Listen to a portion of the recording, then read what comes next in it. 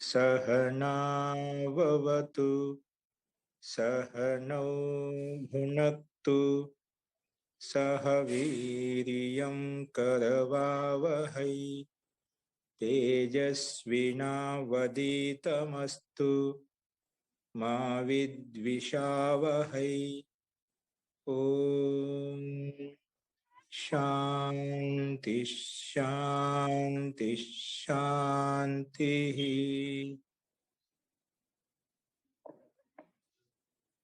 सर्वेभ्यो नमः। అందరికీ నమస్కారం అండి.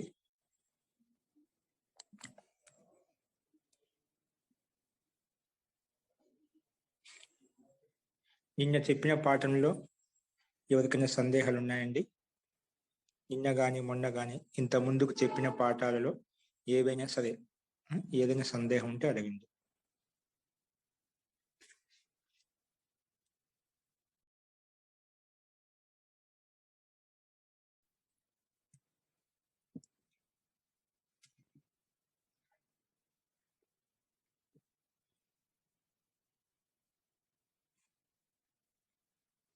అస్తు ప్రకృతం అనుసరామః.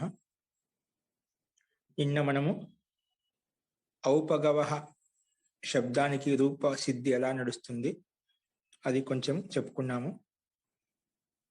ఔపగవః అనే శబ్దానికి ముందు విగ్రహవాక్యం చూసామనుకోండి, లౌకిక విగ్రహవాక్యం దానికి ఈ రకంగా ఉంటుంది. ఉపగోహు అపత్యం, దాన్ని సంధియుక్తంగా చేసినప్పుడు ఉపగోర అపత్యం. ఉపగోహు అపత్యం అంటే ఉపగు పేరు గల వ్యక్తి యొక్క సంతానము. ఈ రకంగా లౌకిక విగ్రహవాక్యాన్ని విడదీసుకున్నాము. ఆ విగ్రహవాక్యాన్ని బట్టి మనము ఉపగోహు అని షష్ఠీ విభక్తిలో ఉంది కాబట్టి మన స్వాదుత్పత్తి అంటే జ్ఞా ప్రాతిపదిక అధికారానికి వెళ్ళి స్వౌజసమో చష్టాభ్యాంబిస్ ఆ సూత్రంలో ఉన్నటువంటి 21 ప్రత్యయాలను ఇంకా దాన్ని విభాగం చేసుకొని మనకు కావాల్సిన ఒక ప్రత్యయం షష్ఠీ విభక్తి ఏకవచనం మనం తెచ్చుకున్నాము. ఉపగు గస్ అని చెప్పి ఉపగు గస్ వచ్చిన తర్వాత ఇక్కడ ఉపగు యొక్క సంతానం అని చెప్పాను. అంటే ఉపగు పేరు గల వ్యక్తి యొక్క సంతానం అంటే ఉపగు అనే ఒక వ్యక్తి, అతని యొక్క సంతానం. ఇక 2 శబ్దాలు వచ్చాయి, ఆయన యొక్క సంతానము, ఇతను ఉపగు అనే వ్యక్తి. ఇక 2 సమర్థమైన శబ్దాలు వచ్చాయి కాబట్టి అటువంటిప్పుడు ఏ దానితో ప్రత్యయం తెచ్చుకోవాలి అన్నప్పుడు సమర్థానం ప్రథమాద్వా వచ్చేసి 2 సమర్థవంతమైన శబ్దాలు ఉన్నప్పుడు మొదటి సమర్థం ఏదైతే ఉందో దాంతో తెచ్చుకోమన్నాడు.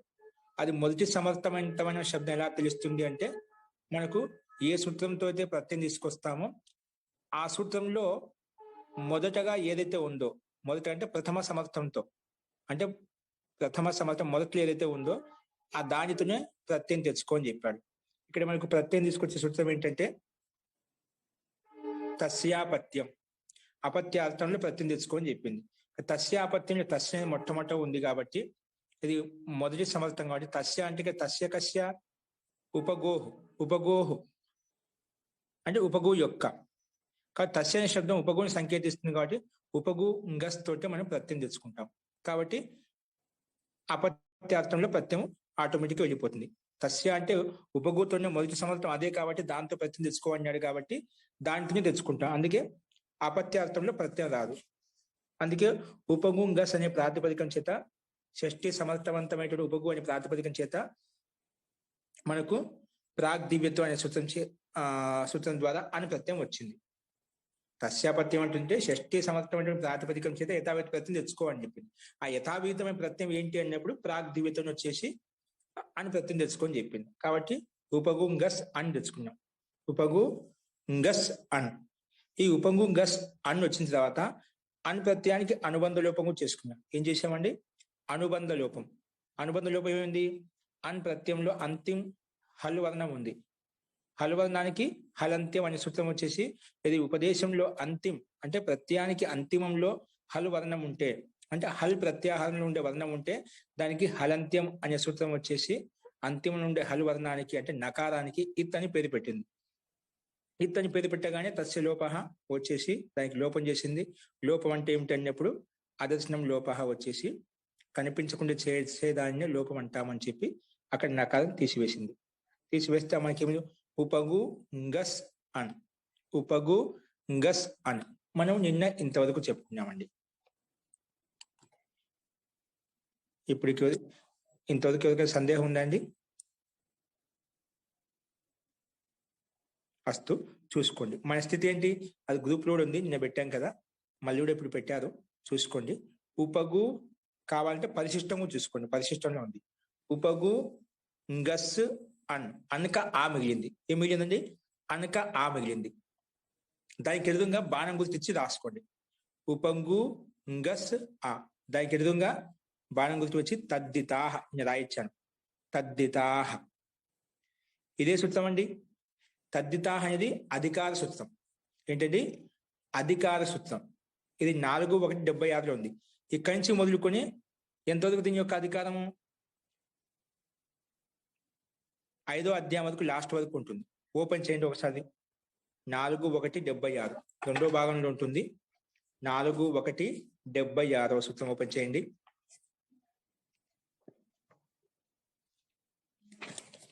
4/1 అంటే 4వ అధ్యాయము 1వ పాదం 76వ సూత్రం.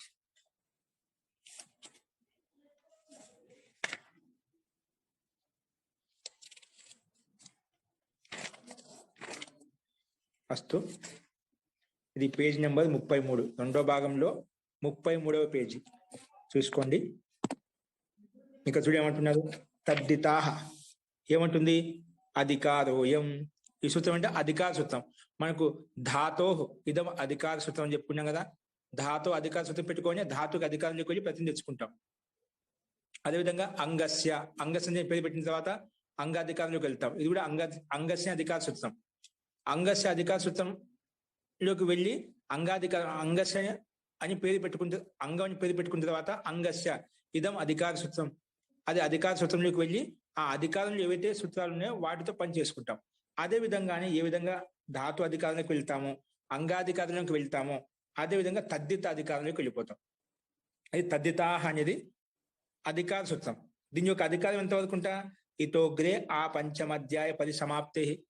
ఇక్కడి నుంచి ఈ సూత్రం నుండి మొదలుకొని పంచమాధ్యాయ లాస్ట్ వరకు, అంటే ఇక్కడి నుంచి మొదలుకొని ఆ లాస్ట్ వరకు మధ్యలో ఏమైనా ప్రత్యయాలు వచ్చాయనుకోండి, అవన్నీ కూడా తద్దిత ప్రత్యయాలు అంటాం. ఇంతకుముందుకి ఎవరో ప్రశ్న అడిగారు, కృత్ ప్రత్యయాలు అంటే ఏమిటి, తద్దిత ప్రత్యయాలు అంటే ఏమిటి? 3వ అధ్యాయంలో ఉన్నటువంటివన్నీ కూడా కృత్ ప్రత్యయాలు అంటాము. తద్దిత ప్రత్యయాలు అంటే ఇక్కడి నుంచి తద్దిత అనే సూత్రం నుండి మొదలుకొని లాస్ట్ 5వ అధ్యాయం వరకు, లాస్ట్ వరకు, అంటే వీటికి మధ్యలో ఏవి వచ్చినా కూడా ప్రత్యయాలు, అవన్నీ కూడా తద్దిత ప్రత్యయాలు అంటాం. ఏంటి? తద్దిత ప్రత్యయాలు. తద్దిత ప్రత్యయాలు అంటే ఇవన్నీ శబ్దాల చేత వస్తాయి. ఈ ప్రత్యయాలు ఎలా వస్తాయంటే ప్రాతిపదికం చేత, అంటే శబ్దాల చేత తద్దిత ప్రత్యయాలు వస్తాయి. కృత్ ప్రత్యయాలు ఎక్కడ వస్తాయి? ధాతువుల చేత వస్తాయి. ధాతువు ఉంటేనే దాని పక్కన ప్రత్యయం వస్తుంది. ధాతువులతో చేత వచ్చేటువంటి ప్రత్యయాలను కృత్ ప్రత్యయాలు అంటాము. శబ్దాల చేత వచ్చేటువంటి ప్రత్యయాలను, ధాతువుల చేత వచ్చేటువంటి ప్రత్యయాలను కృత్ ప్రత్యయాలు అంటాము. శబ్దాల చేత వచ్చేటువంటి ప్రత్యయాలను తద్దిత ప్రత్యయాలు అంటాము. కాబట్టి తద్దిత ప్రత్యయాలు అనేటివి 4వ అధ్యాయంలో ఉంటాయి. కృత్ ప్రత్యయాలు అనేటివి 3వ అధ్యాయంలో ఉంటాయి. మొత్తానికి ఇక్కడి నుంచి మొదలుకొని లాస్ట్ పంచమాధ్యాయ లాస్ట్ వరకు ఉండే ప్రత్యయాలను తద్దిత ప్రత్యయాలు అంటాము. కాబట్టి ఈ తద్దిత అధికారం నుండి మనకి ఏమొచ్చింది? అన్ ప్రత్యయం వచ్చింది. ఏ ప్రత్యయం వచ్చిందండి? అన్. అన్ ప్రత్యయము సంఖ్య ఎంత? ప్రాగ్ దివ్యతో 4/1/83 అంట. ఏంటండి? 4/1/83. దీని అధికారం ఎక్కడి నుంచి స్టార్ట్ అయింది? తద్దితాహకి 4/1/73, అంటే ఇక్కడి నుంచి స్టార్ట్ అయింది. అది మనకు అన్ ప్రత్యయం వచ్చింది, తద్దిత అధికారంలో ఉండి తద్దిత అధికారం నుంచి వచ్చింది. చూడండి, 4/1 4వ అధ్యాయం 1వ పాదం 76 సూత్రం నుంచి స్టార్ట్ ఉంది దీని అధికారం. కానీ అన్ ప్రత్యయం ఎక్కడి నుంచి వచ్చింది? 4/1/83, అంటే ముందే ఉంది కదా, అంటే తద్దిత అధికారంలో ఉంది. కాబట్టి తద్దిత అధికారంలోకి వెళ్ళి మనం అన్ ప్రత్యయం తెచ్చుకున్నాం. అది తద్దిత అధికారంలో ఉంది కాబట్టి ఈ సూత్రం ప్రకారంగా తద్దిత అధికారంలో ఏ ప్రత్యయం వచ్చినా దానికి తద్దితం అని పేరు పెడుతుంది ఈ సూత్రం. తద్దిత అధికారంలోంచి ఏ సూత్రం వచ్చినా కూడా, ఏ ప్రత్యయం వచ్చినా కూడా దానికి ఏమని పేరు పెడుతుంది? తద్దితం అని పేరు పెట్టుకుంటాం. ఈ విధంగా కృత్ అధికారంలో ఉంటే దానికి కృత్ అని పేరు పెట్టుకుంటామో, అదే విధంగా తద్దితాహ అనే సూత్రం వచ్చేసి ఈ తద్దిత అధికారంలో ఉన్నటువంటి ప్రత్యయానికి తద్దితం అని పేరు పెడుతుంది. అందుకే తద్దితాహ అనేన సూత్రేణ అన్ ప్రత్యయస్య తద్దిత సంజ్ఞా భవతి. రాసుకోండి, తద్దితాహ అని పెట్టుకునేదా సూత్రం రాసుకోండి, కొటేషన్ పెట్టుకోండి. అనేన సూత్రేణ అనేన సూత్రేణ అన్ ప్రత్యయస్య అన్ తెచ్చాం కదా, ఎట్లొచ్చింది? ప్రాగ్ దివ్యతో అన్ వచ్చింది కదా. అన్ ప్రత్యయానికి అనుబంధం లోపం చేస్తే మిగిలింది మనకు ఆ మిగిలింది. ఆ అకారానికి అన్ ప్రత్యయస్య, అన్ అంటే ఇక్కడ ఆ అని అర్థం, అంటే అనుబంధం లోపం చేసుకున్నాం కాబట్టి. అన్ ప్రత్యయస్య తద్దిత సంజ్ఞా భవతి. ఈ సూత్రం వచ్చి ఏం చేసింది? అన్ ప్రత్యయానికి తద్దితం అని పేరు పెట్టింది. ఏం పేరు పెట్టిందండి? తద్దితం. తద్దిత సంజ్ఞా భవతి. సార్ తద్దితం ఎందుకు పేరు పెట్టుకున్నావు? దానివల్ల లాభం ఏంటి అంటే దానికి సమాధానంగా మళ్ళీ కింద రాసుకోండి. కృత్ తద్దిత సమాసాశ్చ, కృత్ తద్దిత సమాసాశ్చ. ఇది చాలా సార్లు వచ్చింది మనకు. చూడు, అట్లా సూత్రాలు మాటి మాటి రిపీట్ అవుతూ ఉంటాయి. ఇదేమంటుంది? కృత్ ప్రత్యయం అంతిమంలో ఉన్నా, లేదా తద్దిత ప్రత్యయం అంతిమంలో ఉన్నా, లేదా సమాసం ఉన్నా, ఆ మొత్తానికి ప్రాతిపదికని పేరు పెట్టేస్తుంది. ఈ సూత్రం యొక్క పని ఏంటి? కృత్ ప్రత్యయం అని అంతిమంలో ఉండాలంట, లేదంటే తద్దిత ప్రత్యయం అని అంతిమంలో ఉండాలంట. అలాంటి కృత్ ప్రత్యయం కానీ, తద్దిత ప్రత్యయం కానీ, లేదా సమాసం కానీ ఉంటేనా ఆ మొత్తానికి ప్రాతిపదికం అని పేరు పెడుతుంది. ఏం పేరు పెడుతుంది? ప్రాతిపదికం. ఇక్కడ మనకు ఉపగు గస్ ఆ ఉంది. ఆ అనే దానికి తద్దితాహ అనే సూత్రం వచ్చి తద్దితం అని పేరు పెట్టింది. తద్దితం పేరు పెట్టడం వల్లనే వెనకంటే కృత్ తద్దిత సమాసాష్ట పరిగెత్తుకుని వచ్చింది. ఎందుకంటే దాని లక్షణాలు కనిపిస్తున్నాయి మనకు. ఇత్ అని పేరు పెట్టగానే తస్సులోపు ఏ విధంగా సిద్ధంగా ఉంటుందో, రెడీగా ఉంటుందో, అదే తద్దితం పేరు పెట్టగానే చాలు. తద్దితం కానీ, కృత్ అని కానీ, సమాసం ఉంటే చాలు. ఎందుకంటే కృత్ తద్దిత సమాసాశ్చ, ఈ కృత్ కానీ, తద్దిత ప్రత్యయం కానీ, సమాసం కానీ ఏది కనిపించినా ఈ సూత్రం సిద్ధంగా ఉంటుంది. ఓ తద్దిత ప్రత్యయం అంతిమంలో ఉంది. ఎవరికి అంతిమంలో ఉంది? ఉపగు గస్ కి అంతిమంలో అని ప్రత్యయం ఉంది కదా. అని ప్రత్యయానికి తద్దితం పేరు పెట్టుకున్నాం. అలా తద్దిత ప్రత్యయం అంతిమంలో ఉంది ఎవరికైతే, అందుకే ఇది తద్దితాంతం అంటాం. తద్దిత ప్రత్యయము అంతిమంలో ఉంది ఏ దానికైతే, ఏ వర్ణాలకైతే, దాన్ని తద్దితాంతము. తద్దితము అంతిమంలో ఉంటే దాన్ని తద్దితాంతం అంటాం. ఓకే, కృత్ అంతిమంలో ఉంటే కృదంతం అంటాం. ఇక తద్దితం అంతిమంలో ఉంది కానీ తద్దితాంతం. అది ఆ తద్దితాంతానికే ఈ సూత్రం వచ్చి ప్రాతిపదికం. తద్దిత ప్రత్యయం అంతిమంలో ఎవరికైతే అంతిమంలో ఉంటుందో, అంటే ఏ వర్ణాలకైతే అంతిమంలో ఉంటుందో, ఆ మొత్తానికి తద్దిత ప్రత్యయంతో కూడా కలుపుకొని ఆ మొత్తానికి ప్రాతిపదిక సంజ్ఞ అని పేరు పెడుతుంది. ప్రాతిపదికం అని పేరు పెట్టింది. అంటే ఇక్కడ ఉపగు గస్ అనే దానికి మొత్తానికి ప్రాతిపదికం పేరు పెట్టామన్నమాట. ఇది మొత్తం ఉపగు గస్ అనేది ప్రాతిపదికం అయిపోయింది. సరే, ప్రాతిపదికం ఎందుకు పేరు పెట్టాం? సరే, ముందు పైన తద్దితం పేరు పెట్టుకోవడం వల్ల ఇది వచ్చి ప్రాతిపదిక సంజ్ఞ చేసింది. సరే, ప్రాతిపదిక ఎందుకు పేరు పెట్టుకున్నావు? ప్రాతిపదిక వల్ల లాభం ఏంటి అని అడిగినప్పుడు దానికి సమాధానంగా మహర్షి ఇక్కడ ఇంకో సూత్రం చెప్పారు. సుపో ధాతు ప్రాతిపదికయో. ఒక నిమిషం దానికంటే ముందు రాసుకోండి. కృత్ తద్దిత సమాసాశ్చ సూత్రం రాసుకున్నారు కదా, కొటేషన్ పెట్టుకుని దాని మీనింగ్ రాసుకోండి. అనేన సూత్రేణ మనకు ఏది ఉంటే అది తీసుకుంటాం. కృత్ ప్రత్యయం కదా, కృత్ ఉంటే కృదంతస్య అంటాం. కృత్ లేదు కానీ ఇక్కడ ఏముంది? తద్దితం ఉంది కాబట్టి తద్దితాంతస్య అని చెప్పాం. ఒక తద్దితం లేదు కొంచెం సమాసం ఉంది అనుకోండి, సమాసాంతస్య అని చెప్తాం. ఇక్కడ మనకు కృత్ కాదు, సమాసం కాదు, తద్దితం కాబట్టి అనేన సూత్రేణ తద్దితాంతస్య ప్రాతిపదిక సంజ్ఞా భవతి. ఈ సూత్రం యొక్క పని అంటే ఏమిటండి? కృత్ ప్రత్యయం అంతిమంలో కనిపించినా, తద్దిత ప్రత్యయం అంతిమంలో కనిపించినా ఇది ప్రాతిపదికం పేరు పెడుతుంది. అంతే, దీని యొక్క పని ఇదే అనమాట. ఇది ఇక్కడ ఈ సూత్రంలో ఈ రూపంలో కానీ కాదు, అన్ని చోట్ల ఇదే పనిచేస్తుందండి. అన్ని చోట్ల దీని లక్షణాలే ఉండాలి. కృత్ ప్రత్యయం ఏ శబ్దానికైనా కానీ కృత్ ప్రత్యయం అంతిమంలో ఉన్నా, తద్దిత ప్రత్యయం అంతిమంలో ఉన్నా, సమాసం అంతిమంలో ఉన్నా ఇది ప్రాతిపదిక సంజ్ఞ అని పేరు పెట్టేస్తుంది. ఇక్కడ మనకు తద్దిత ప్రత్యయం అంతిమంలో ఉంది కాబట్టి ఆ మొత్తానికి ప్రాతిపదికం అని పేరు పెట్టిపోయింది.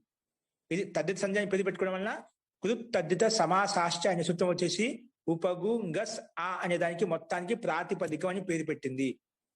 సరే, ప్రాతిపదికం అని పేరు పెట్టడం వల్ల దాని లాభం ఏంటి అంటే సుపో ధాతు ప్రాతిపదికయో. ఈ సూత్రం వచ్చింది పరిగెత్తుకుంటా.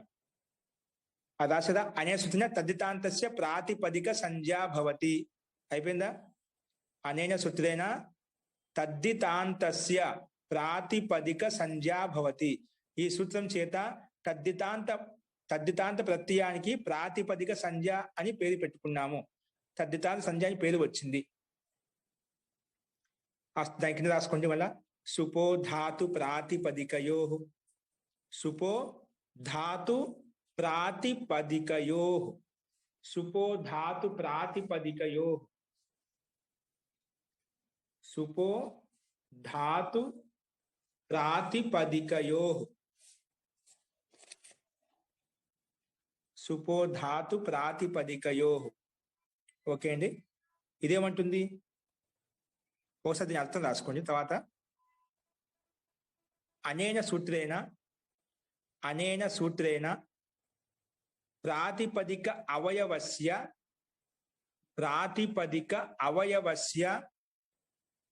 అనేన సూత్రేణ, ఈ సూత్రం చేత ప్రాతిపదికం యొక్క అవయవానికి సుపః లుక్ భవతి. ప్రాతిపదిక అవయవస్య అనేన సూత్రేణ ప్రాతిపదిక అవయవస్య సుపః లుక్ భవతి.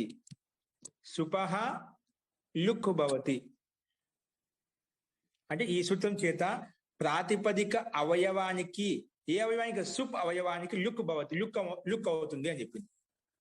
అంటే ఇక్కడ ఏంటి? ఉపగుంగస్ ఆ ఉంది కదా, అది ప్రాతిపదికం పేరు పెట్టుకున్నాం. ప్రాతిపదికం పేరు పెట్టుకోగానే ఈ సూత్రం వచ్చింది. నువ్వు ఎవరికైతే ప్రాతిపదికం పేరు పెట్టుకున్నావో ఆ ప్రాతిపదికంలో ఉండే అవయవానికి లుక్ చేసేయి. ప్రాతిపదికంలో ఉండే అవయవానికి లుక్ చేసావని అని చెప్పింది. ప్రాతిపదికంలో ఉండే అవయవానికి లుక్ అంటే ప్రతిదీ అవయవమే.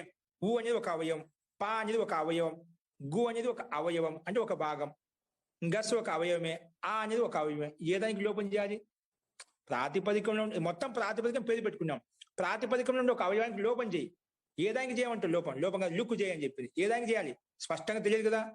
అందుకే మహర్షి పాణి సూత్రంలో స్టార్టింగ్ లో సుపో ధాతు ప్రాతిపదికయో, కేవలం ధాతు ప్రాతిపదికయో అని చెప్పలేదు, సుపో ధాతు ప్రాతిపదికయో అనే సుప్ శబ్దం పెట్టాడనమాట స్టార్టింగ్ లో. అంటే ప్రాతిపదికంలో ఉన్నటువంటి సుప్ అవయవానికి లుక్ చేయని చెప్పాడు, స్పష్టంగా చెప్పేశాడు. ప్రాతిపదికం ఉపగుంగస్సు ఆ అనేది మొత్తం ప్రాతిపదికం. ఆ ప్రాతిపదికలో అవయవానికి లోపం చేయి. ఏ అవయవానికి? సుప్పు అవయవానికి లుక్ చేయండి. ఇక్కడ సుప్ ఏంటి? ఉపగు అనేది ప్రాతిపదికము, ఆ అనేది అని ప్రత్యయము, మిగిలింది గస్సే కదా.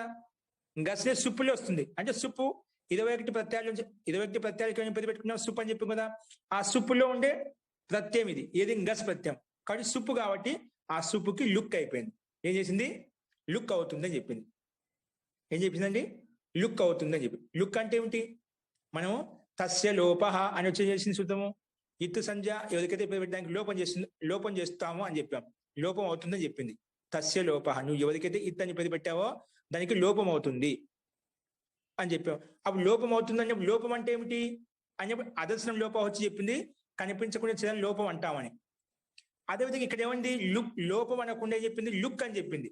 అది లోపం, ఇది లుక్. గుర్తు పెట్టుకుని మనం గమనించాల్సిన విషయం ఇక్కడ ఇదే. అక్కడ లోపం చేసింది తస్య లోపః. ఇదేమంటుంది? అనే సుత ప్రాతిపదికస్య అవయవస్య, ఏ అవయవం? సుప్ అవయవస్య లుక్ భవతి. లుక్ అయిపోయిందంట. లుక్ అయిపోయింది అంటే లుక్ అని చెప్పింది. లుక్ అంటే ఏమిటి అని మళ్ళీ ప్రశ్న వచ్చినప్పుడు లుక్ ఇతికిం అన్నప్పుడు దానికి సమాధానంగా ప్రత్యయస్య లుక్ స్లు లుపః, ప్రత్యయస్య లుక్ స్లు లుపః, ప్రత్యయస్య లుక్ స్లు లుపః. ఇదేమంటుందంటే ఓసారి వినండి, సూత్రం రాసుకున్న తర్వాత ప్రత్యయస్య లుక్ స్లు లుపః కొటేషన్ పెట్టుకుని సూత్రము. ఇదేమంటుందంటే నువ్వు ఎవరికైతే లుక్ అని చెప్పావో ప్రత్యయస్య, ఏ ప్రత్యయం? గస్ ప్రత్యయస్య లుక్ భవతి. గస్ ప్రత్యయానికి లుక్ అవుతుంది. లుక్ అంటే ఏమిటన్నప్పుడు ఈ సూత్రం చెప్పింది. అనే సూచన ప్రత్యయస్య అదర్శనస్య, ప్రత్యయానికి నువ్వు ఏ దానికి లుక్ అని చెప్పావు? గస్ ప్రత్యయానికి లుక్ అని చెప్పావు. అలా లుక్ అంటే ప్రత్యయానికి అదర్శనం చేయడమే లుక్ అని పేరు. అంటే ఆ గస్ ప్రత్యయానికి లుక్ అని చెప్పావు కాబట్టి దాన్ని అదర్శనం చేయి, అంటే కనిపించకుండా చేయి, దాన్ని లుక్ అంటాము. దానికి లుక్ అని పేరు.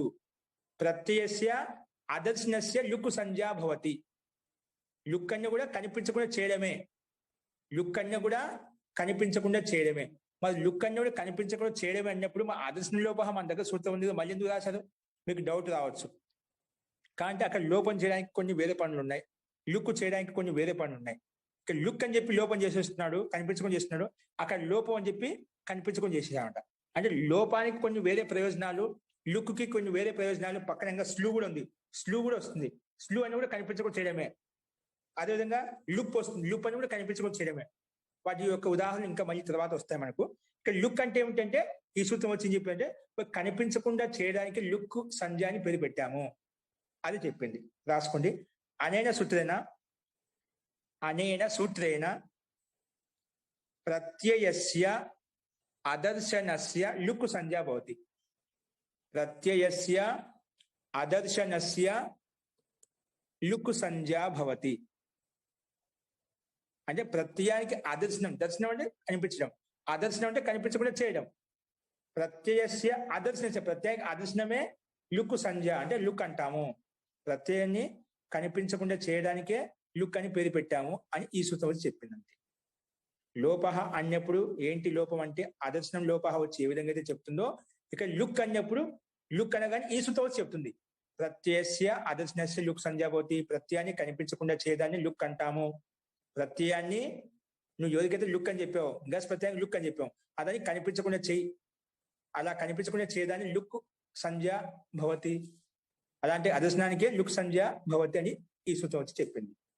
అస్తు అనే సూత్రైన ఈ సూత్రం చేత ప్రత్యయస్య ప్రత్యయానికి అదర్శనస్య అదర్శనం ప్రత్యయస్య అదర్శనస్య లుక్ సంజ్ఞా భవతి. ప్రత్యయానికి అదర్శనం చేయడాన్ని లుక్ అంటాము. ప్రత్యయాన్ని అదర్శనం చేయడాన్ని అంటే కనిపించకుండా చేయడాన్ని లుక్ అంటాము అని ఈ సూత్రం వచ్చి చెప్పింది. అస్తు. ఇప్పుడు లుక్ కనిపించకుండా చేసేయి, అప్పుడు ఏమవుతుంది మనకు మిగిలిది ఏది? ఉపగు ఆ మిగిలింది. ఏం మిగిలిందండి? ఉపగు ఆ. ఓకేనా? గస్ వెళ్ళిపోయింది, కనిపించకుండా చేసామనుకో పైన ఉండిపోయింది, అది కిందకి వచ్చేది ఏం మిగిలియాయి మనకు? ఉపగు ఆ. ఆ ఎక్కడి నుంచి వచ్చింది? అన్ ప్రత్యయం యొక్క ఆ. అన్ ప్రత్యయంలో నకారానికి ఇతి సంధ్య పెట్టి లోపం చేసుకున్నప్పుడు ఏం మిగిలింది మనకు? ఆ మిగిలింది, అది పెట్టుకున్నాం. ఉపగు ఆ. ఉపగు ఆ వచ్చింది. ఇప్పుడు ఈ స్థితిలో ఉపగు అనేది ప్రాతిపదికము, ఆ అనేది ప్రత్యయం. ఇప్పుడు మళ్ళీ ముందు చెప్పుకున్నాం, యస్మాత్ ప్రత్యయ విధి తదాది ప్రత్యయేంగం. యస్మాత్ ప్రత్యయ విధి తదాది ప్రత్యయేంగం. ఇదేమంటుంది? యస్మాత్ ధాతో లేదా యస్మాత్ ప్రాతిపదికాత్, ఏ ధాతువు చేత అయితే లేదా ఏ ప్రాతిపదికం చేత అయితే ప్రత్యయ విహిత ప్రత్యయాన్ని తెచ్చుకున్నావో, ప్రత్యయాన్ని విధించావో, అలాంటి ప్రత్యయం పక్కన ఉంటే పూర్వస్య అంగ సంజ్ఞా భవతి. ముందున్న దానికి అంగం అని పేరు పెడుతుంది. ఏమంటుంది? అంగ సంజ్ఞ పేరు పెట్టడానికి ఏ కండిషన్స్ ఉండాలా? ఏ ప్రాతిపదికం చేత అయితే నువ్వు ప్రత్యయం తెచ్చుకొచ్చావు. ఇక్కడ ప్రాతిపదికం కదా, ఉపగోనికి ప్రాతిపదికం కదా, ధాతువుతో కానీ ప్రాతిపదికంతో కానీ తెచ్చుకోవచ్చు. ఇక్కడ మనం ధాతువు చేత ప్రత్యయం తీసుకురాలేదు, ప్రాతిపదికం అని చెప్పి ఉపగు అనే ప్రాతిపదికం అని చెప్పి ప్రత్యయం తెచ్చుకున్నాం. కాబట్టి ఇక్కడ ఉపగు అనే ప్రాతిపదికం చేత అన్ ప్రత్యయం వచ్చింది. అలాంటి అన్ ప్రత్యయం పక్కన ఉంటే ముందున్న దానికి ముందే ఉంది ఉపగు అనే దానికి అంగం అని పేరు. ఏంటి? ప్రత్యయం పక్కన ఉంటే సింపుల్ గా ప్రత్యయం అనే ఏ ప్రాతిపదికం చేత అయితే ప్రత్యయం తెచ్చుకున్నావో అలాంటి ప్రత్యయం పక్కన ఉంటే ముందున్న దానికి అంగం అని పేరు. ముందున్న దానికి అంగం అని పేరు. ఇంకా సింపుల్ చెప్పాలంటే ప్రత్యయం పక్కన ఉంటే ముందు ఏదైనా ఉంది దానికి అంగం అని పేరు. అంగం అని పేరు. కాబట్టి ఇక్కడ ఉపగు అనే ప్రాతిపదికం చేత అన్ ప్రత్యయం తెచ్చుకున్నాం కాబట్టి అన్ ప్రత్యయం పక్కన ఉంటే ముందే ఉంది ఉపగు. ఉపగు అనే దానికి మొత్తం అంగం అని పేరు పెట్టాం. ఏం పేరు పెట్టామండి? అంగం. ఓకేనా? అందుకే ఉపగు అనే దానికి అంగ సంజ్ఞ వచ్చింది. రాసుకోండి. యస్మాత్ ప్రత్యయ విధి తదాది ప్రత్యయేంగం. సూత్రం రాసుకున్నారా? యస్మాత్ ప్రత్యయ విధి తదాది ప్రత్యయేంగం. పరిశిష్టం ముందు పెట్టుకోండి, లేకపోతే నేను పంపించిన అది ఫోటో కాపీ ముందు పెట్టుకోండి. అస్తు. అనేన సూత్రేణ దీనికి సింపుల్ చెప్తున్నా అర్థం. అనేన సూత్రేణ ప్రత్యయే పరత. ప్రత్యయం పక్కంటే ముందుకు అంగ సంజ్ఞ. అనేన సూత్రేణ ప్రత్యయే పరత. అనేన సూత్రేణ ప్రత్యయే పరత పూర్వస్య అంగ సంజ్ఞా భవతి. పూర్వస్య అంగ సంజ్ఞా భవతి. పూర్వస్య ప్రత్యయే పరత. ప్రత్యయ సప్తమి భక్తి. ప్రత్యయం పక్కన ఉంటే పూర్వస్య ముందున్న దానికి అంగం అని పేరు. అంగ సంజ్ఞా భవతి. సింపుల్ గా ప్రత్యయం పక్కన ఉంటే ముందున్నది ఏదైనా కానీ అది మొత్తం అంగం అయిపోతుంది. ప్రత్యయే పరత పూర్వస్య అంగ సంజ్ఞా భవతి. సరే, అంగం అని పేరు ఎందుకు పెట్టుకున్నావు? ఎందుకంటే అంగాధికారానికి వెళ్ళాలి. అంగస్య ఇదం అధికార సూత్రం. ఈ అధికారానికి వెళ్ళి మనం ప్రత్యయం సూత్రాలు తెచ్చుకోవాలి, వేరే పనులు చేసుకోవాలి. అందుకే అంగాన్ని పేరు పెట్టుకున్నాం. అంగాన్ని పేరు పెట్టుకున్న తర్వాతనే అంగాధికారంలోకి వెళ్ళిపోవచ్చు మనం. అందుకే అంగాన్ని పేరు పెట్టుకున్నావా, అందుకే అంగస్య ఇదం అధికార సూత్రం రాసుకుని కిందనే అంగస్య దాని కిందనే ఇది కొటేషన్ సూత్రం అండి. ఇదం అధికార సూత్రం, ఇది అధికార సూత్రం. అంగాన్ని పేరు పెట్టుకొని అంగాధికారంలోకి వచ్చాం. అంగాధికారంలోకి వచ్చిన తర్వాత అస్మిన్ అధికారి అంటే అస్మిన్ అంగాధికారి. అంగాధికారంలో ఉందంట అస్మిన్ అంగాధికారే రాసుకోండి కింద నీటికి రాసుకునేది.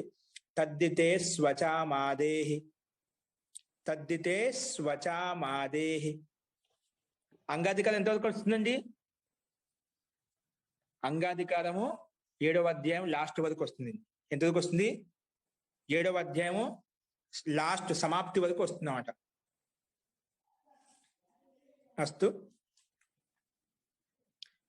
అంగాధికారం ఏ సూత్రం వచ్చిందంట? తద్దితే స్వచామాదేహి. ఏ సూత్రం వచ్చింది? తద్దితే స్వచాం ఆదేహి, తద్దితేసు అచామాదేహి. విడగొట్టామంటే తద్దితే స్వచామాదేహి, తద్దితే స్వచామాదేహి. ఇది సూత్రం అండి.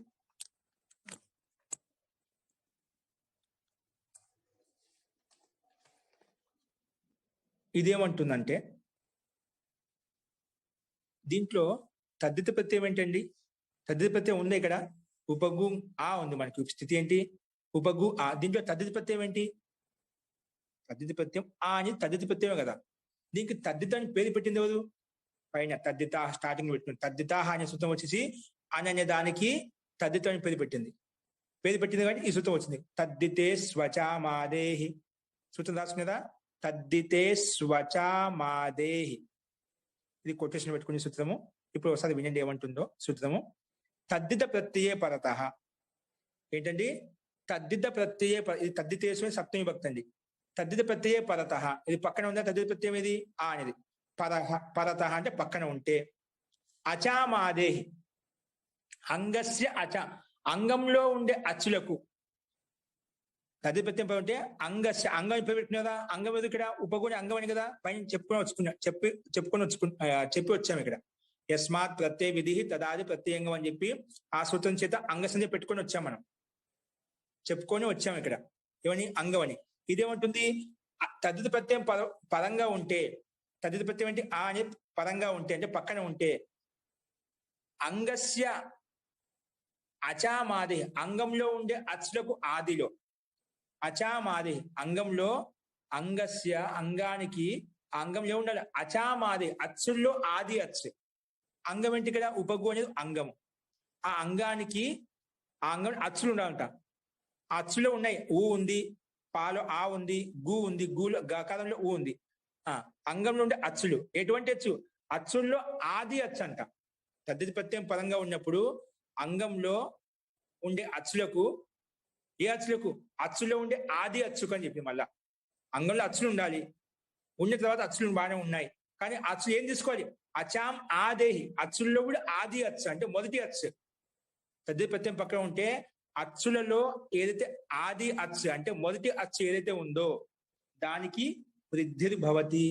అంగస్య అచామాదేహి ఆది అచ్చు స్థానంలో వృద్ధి అవుతుంది అని చెప్పింది. ఏమంటుంది? అనేన సూత్రేణ తద్దిత ప్రత్యయం పక్కన ఉంటే, ఎక్కడ తద్దిత పక్కన ఉంటే? అంగస్య అంగానికి, అంగంలో అచ్చాం ఆదేహి అంగంలో అచాం ఆది అచ్చులలో ఆది అచ్చు స్థానంలో వృద్ధి భవతి అని చెప్పింది. ఇప్పుడు రాసుకోండి. తద్దితే స్వచామాదేహి అనేన సూత్రేణ, అనేన సూత్రేణ అంటే ఈ సూత్రము చేత తద్దిత ఇతి నితి ప్రత్యయే పరతః. తద్దిత ఇతి నితి ప్రత్యయే పరతః. ఇతి నితి ప్రత్యయే పరతః అంటే తద్దితం ప్రత్యయంలో ఏ ప్రత్యయం? ఇతి నితి ప్రత్యయ పరత. అనేది తద్దిత ప్రత్యయమేనా? తద్దిత ప్రత్యయమే. ఎందుకంటే తద్దిత అని సూత్రం వచ్చి తద్దితం అని పెట్టింది. ఆ తద్దిత ప్రత్యయం ఎలా ఉండాలట? ఇత్తి గాని నిత్తి గాని అయి ఉండాలట. అంటే యకారం ఇత్తి చేసి ఉండాలి, లేదా నకారంకి ఇత్తి చేసి ఉండాలి, ఏదో ఒకటి ఉండాలి. ఇక్కడ మనకి ఏముంది? ఇత్త నిత్త అని ప్రత్యయం కాబట్టి అందులో నకారంకి ఇత్తి చేశాం. ఏ సూత్రం చేత? హలంత్యం.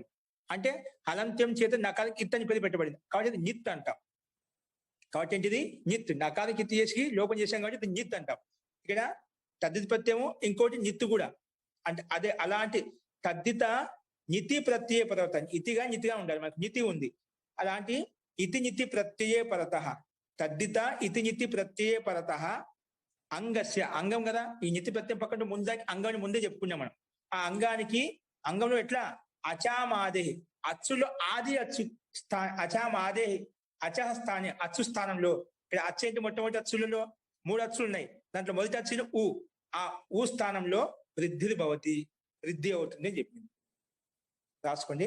అనేన సూత్రేణ తద్దిత ఇతి నితి ప్రత్యయే పరతః, ఇతి నితి ప్రత్యయే పరతః అంగస్య, అంగస్య అచాం ఆదేహి, అచామాదేహి అచహ స్థానే, అచాం అచ్చులలో, ఆది అచ్చు స్థానంలో, అచ్చులో ఆది అచ్చు అంటే మొదటి అచ్చు. అచా అంగంలో చూసుకోవాలి, అంగంలో ఉండే అచ్చుల్లో ఏ అచ్చు, మొదటి అచ్చు. అచాం ఆదేహి అచహ స్థానం, ఆది అచ్చు స్థానంలో వృద్ధి భవతి. ఈ సూత్రం వచ్చేసి తద్దిత నిత్య ప్రత్యయం పక్కన ఉంటే ఏదైతే అంగం ఉందో ఆ అంగంలో మొదటి అచ్చు ఏదైతే ఉందో, అచ్చులు చాలా ఉన్నాయి, అచ్చుల్లో మొదటి అచ్చు ఏదైతే ఉందో ఆ మొదటి అచ్చుకు వృద్ధి అవుతుంది అని చెప్పింది. మొదటి అచ్చుకు వృద్ధి అవుతుంది అని చెప్పింది. ఇక మొదటి అచ్చు ఏంటండి, ఊ. ఉపగులో అదే కదా, ఉపగులో 3 అచ్చులు ఉన్నాయి, దాంట్లో మొదటి అచ్చు ఊ, దానికి వృద్ధి అవుతుంది అంట. ఎవరు చెప్పారు, తద్దితే స్వచా మాదేహి. ఏమంటుంది, తద్దిత ఇతినితి ప్రత్యయ పరంగా ఉంటే అంగంలో ఏదైతే మొదటి అచ్చు ఉందో ఆ అచ్చుకు వృద్ధి అవుతుంది అని చెప్పింది. అప్పుడు మనం చెప్పుకునే ప్రకృతి సూత్రం ఏంటి, వృద్ధిరా. వృద్ధి ఇతికిం, ఈ సూత్రం వచ్చి వృద్ధి చేస్తాను అంటే ముందు వృద్ధి అంటే ఏమి చెప్పు అన్నప్పుడు మన ప్రకృతి సూత్రం ఇక్కడ వచ్చిందామంట. వృద్ధి రాదైచ్, వృద్ధి అని చెప్పగానే వృద్ధి రాదై సూత్రం పరిగెత్తుకుంటూ వచ్చింది. వృద్ధి అంటే ఏమిటి అన్నప్పుడు, వృద్ధి అంటే ఏం లేదు, ఆ ఐ ఔ ఈ 3 వర్ణాలకు వృద్ధి అని పేరు. అంటే అంటే ఇప్పుడు అచాం అచ్చులో ఆది అచ్చుకు వృద్ధి అవుతుంది అనగానే వృద్ధి అంటే ఏం చెప్పాము, 3 వర్ణాలకు వృద్ధి అని చెప్పారు, ఆ ఐ ఔకి అని. ఈ 3 వర్ణాలు ఆ మొదటి అచ్చు స్థానంలో వచ్చాయి. మొదటి అచ్చు ఏంటి, ఉకార స్థానంలో 3 అచ్చులు వచ్చాయి, 3 వర్ణాలు వచ్చాయి. ఏవి, ఆ ఐ ఔ, ఈ 3 వర్ణాలు వచ్చాయి ఊ స్థానంలో. కానీ మనకు ఉండేది స్థానం ఒకటే కదా, ఊ అనే ఉకారం ఒకటే. ఒకే అక్కడ 3 ఉంటే 3 పెట్టుకునే వాళ్ళము, కానీ ఉకార స్థానంలో వచ్చాయి 3. ఎందుకంటే 3కి వృద్ధి అని 3కి పేరు ఉంది. ఆకి వృద్ధి అని పేరు, ఐకి వృద్ధి అని పేరు, అవు కూడా వృద్ధి అని పేరు. వృద్ధి అనగానే వృద్ధి అవుతుందంటే ఉకార స్థానంలో 3 వర్ణాలు వచ్చాయి. వాటికి నిర్ణయం ఎలా చేసుకోవాలి, దాని నిర్ణయం కోసం మనం ముందు చెప్పుకున్నాం స్థానేన్ తరతమః, స్థానేన్ తరతమః. ఇది వచ్చేసి నిర్ణయం చేస్తుంది. స్థానంలో అత్యంత దగ్గరగా ఉండేటువంటి స్థానం ఏదైతే ఉందో, అత్యంత సాదృశ్యంగా ఏదైతే ఉందో అది ఆదేశంగా తీసుకో అని చెప్పింది. దానికంటే ముందు తద్దితే స్వచామాది సూత్రం రాశారు కదా, అనేన సూత్రేణ తద్దిత ఇతి నితి ప్రత్యయే పరతః అంగస్య అచాం ఆదేహి అచ స్థానే వృద్ధి భవతి అని చెప్పాం. అప్పుడు వృద్ధి ఇతి కిం రాసుకోండి. వృద్ధి ఇతి కిం, వృద్ధి ఇతి కిం ప్రశ్న కలిగింది, వృద్ధి ఇతి కిం. అప్పుడు రాసుకున్నాం వృద్ధి రాదైచ్. ఈ సూత్రం దాన్ని వృద్ధి రాదైచ్, వృద్ధి రాదైచ్.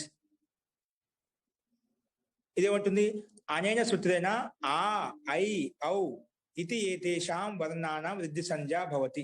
రాయండి. అనేన సూత్రేణ ఆ ఐ ఔ ఇతి ఏతేషాం వర్ణానాం వృద్ధి సంజ్ఞా భవతి. ఇది వృద్ధి అని పేరు పెట్టింది. అంటే 3 వర్ణాలకు వృద్ధి అని వచ్చింది. అంటే 3 వర్ణాలు ఉకార స్థానంలో వచ్చాయి. అందుకే అత్ర నిర్ణయార్థం రాశాను. ఇది అయిపోయినా ఏతేషాం వర్ణానం వృద్ధి సంజ్ఞా భవతి. ఇప్పుడు మళ్ళా వృద్ధి అని చెప్పిన అంటే అడిగినందుకు వృద్ధి అవుతుందంటే వృద్ధి అంటే ఏమిటి అన్నప్పుడు వచ్చి మధ్యలో చెప్పింది. వృద్ధిని ఆ ఐ ఔకి వృద్ధి అని పేరు. సరే, మనకు కావాల్సిన ఒకటే కదా, అందుకే అత్ర నిర్ణయార్థం పరిభాష సూత్రం ఆగచ్చతి. నిర్ణయం చేయడానికి పరిభాష సూత్రం అంటాం. నిర్ణయించే సూత్రాన్ని పరిభాష సూత్రం అంటాం. ఏది ఇది, స్థానేన్ తరతమః రాసుకోండి. స్థానేన్ తరతమః, ఇది పరిభాష సూత్రం అంటాం. నిర్ణయించే సూత్రాన్ని పరిభాష సూత్రం అంటాం. అత్ర నిర్ణయార్థం పరిభాషా సూత్రం ఆగచ్చతి, ఇక్కడ నిర్ణయం కోసం పరిభాష సూత్రం వస్తుంది.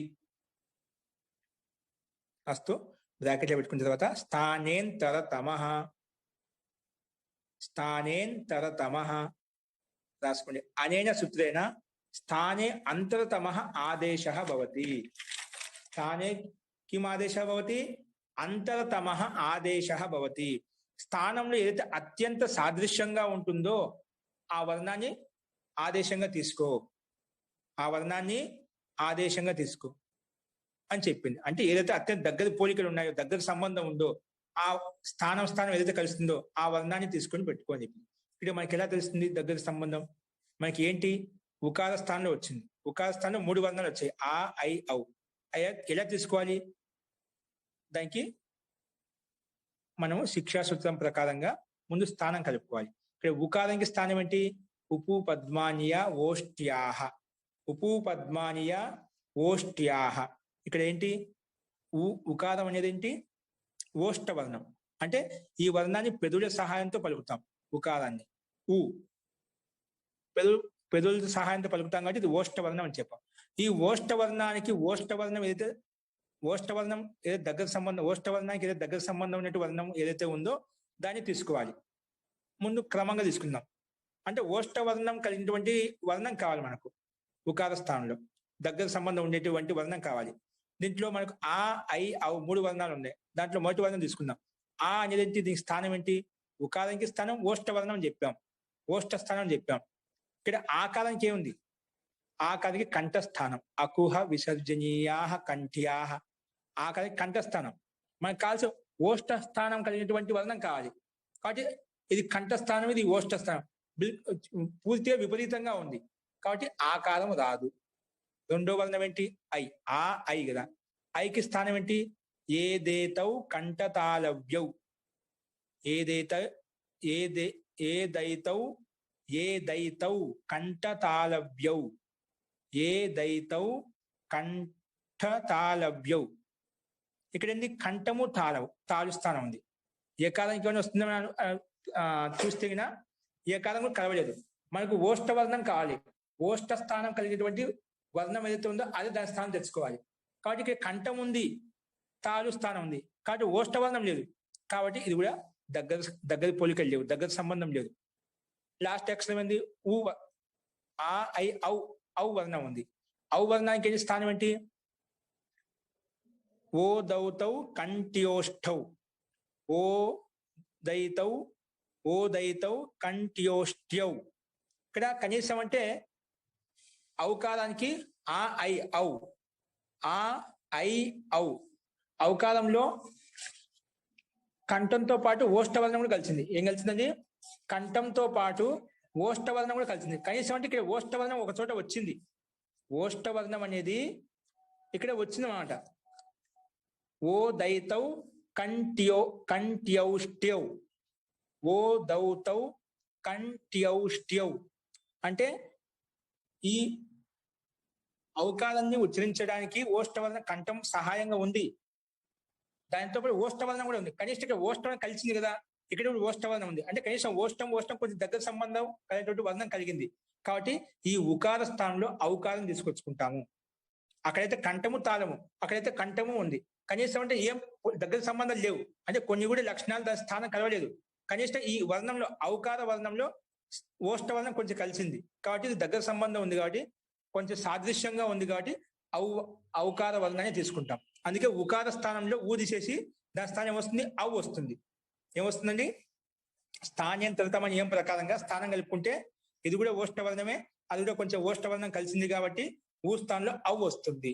ఊ స్థానంలో ఏమొస్తుంది? ఔ వస్తుంది. అప్పుడు ఏమైపోతుంది? ఔపగు. ఊ స్థానంలో ఐ, మనకు ఉపగు ఉండదు.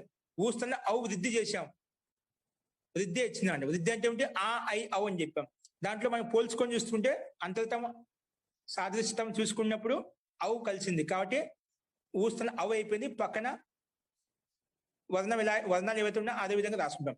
ఔపగు ప్లస్ ఆ, ఔపగు ప్లస్ ఆ. ఇంతవరకు ఓకేనా? ఔపగు ప్లస్ ఆ వచ్చింది, వృద్ధి చేసుకున్నాం. అంటే ఊకి వృద్ధి అవు అయిపోయింది, అందుకే ఔపగు ప్లస్ ఆ అలాగా వచ్చింది. ఇప్పుడు ఈ దీనికి ఎదురుగా రాసుకున్న బాణం గురించి వచ్చేసి యచిభం, యచిభం సూత్రం రాసుకోండి. యచిభం. ఓకే అండి. దీనికంటే ముందు ఇప్పుడు ఔపగు ఆ ఇంతవరకు ఏదైనా సందేహం ఉందా? ఇంతవరకు చెప్పిన దాంట్లో ఔపగు ఆ ఎలా వచ్చింది అనేది మీకు ఏమైనా సందేహం ఉందా?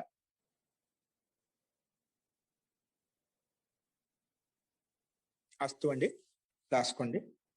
ఔపగు ఆ అంటే ఊకి ఉపగులో ఉండే ఉకారంకి మొదటి అచ్చు కాబట్టి తద్దితే స్వచామాదే వచ్చి వృద్ధి చేసింది. వృద్ధి ఏం చేసింది? ఊకి ఔ చేసింది. చేసింది ఔ. తద్దితే స్వచామాదే సూత్రం వృద్ధి చేసిందండి. వృద్ధి అంటే చెప్పినప్పుడు వృద్ధి రాచు చెప్పింది అంతే. వృద్ధి చేసేది ఎవరు? తద్దితే స్వచామాదే ఊస్తాను ఔ తీసుకొచ్చింది. సరే, ఔపగు ఆ. ఇప్పుడు యచిభం రాసుకోండి. యచిభం ఇదేమంటుంది ఒకసారి వినండి. ఇదేమంటుందంటే అజాది ప్రత్యయం గాని స్వాది ప్రత్యయం గాని, అజాది స్వాది స్వాది స్వాది యకారాది ప్రత్యయం కానీ అజాది ప్రత్యయం కానీ స్వాది ప్రత్యయం కానీ పక్కన ఉంటే, అంటే ఏ ప్రత్యయంలో అయితే యకారం ఆదిలోనే ఉండాలి, లేదా ఏ ప్రత్యయంలో అయితే మొదట్లో అచ్చన్న ఉండాలి, లేదా ఏ ప్రత్యయంలో అయితే మొదట్లో సు ఔ జస్ లోంచి స్వాది ప్రత్యయంలోంచి ఏదో ఒకటి ఉండాలి. అట్లా మూడిట్లలోంచి స్వాది యకారం ఆదిలో ఉండాలి, అచ్చన్న ఆదిలో ఉండాలి, లేదా స్వాది అంటే సు ఔ జస్ లోంచి ఏదైనా ఒకటి ఆదిలో ఉండాలి. అలా ఉంటే అప్పుడు ముందున్న దానికి భా అని పేరు పెడుతుంది. ఏం పేరు పెడుతుంది? ముందున్న దానికి భా అని పేరు పెడుతుంది. అలాంటి ప్రత్యయం పక్కన ఉంటేనా ముందున్న దానికి భా అని పేరు పెడుతుంది. అంతకంటే ముందు అంగవని పేరు పెట్టుకున్నాం. అంగవని పేరు పెట్టడానికి ఏ కండిషన్ కావాలండి? ఊరికే ప్రత్యయం పక్కన ఉంటే ముందు దానికి అంగవని పేరు పెట్టేసుకున్నాం. అదేం చెప్పింది? కేవలం ప్రత్యయం అనేది పక్కన ఉంటే ముందున్న దానికి అంగం అని పేరు వస్తుంది అని చెప్పింది. యస్మాత్ ప్రత్యయ విధి తదాది ప్రత్యయంగం అని చెప్పి. కానీ ఈ సూత్రం ఏమంటుంది? యచిభం నువ్వు ముందున్న దానికి అదే అంగానికి మళ్ళీ భా అని పేరు పెట్టుకోవాలి. యకారం ఆదిలో ఉన్నటువంటి ప్రత్యయం కానీ, ఓన్లీ ప్రత్యయం కాదు, ఎటువంటి ప్రత్యయం? యకారం అనేది ఆదిలో కలిగినటువంటి ప్రత్యయం కానీ, లేదా అచ్చ అనేది ఆదిలో కలిగినటువంటి ప్రత్యయం కానీ, అది లేదా స్వాది సు ఔజస్లోంచి ఉండేటువంటి ప్రత్యయం కానీ ఆదిలో ఉంటేనే అప్పుడు ముందున్న దానికి అంగం అని పేరు పెట్టింది. అంటే మూడిట్లోంచి ఏదో ఒకటి ఉండాలన్నమాట.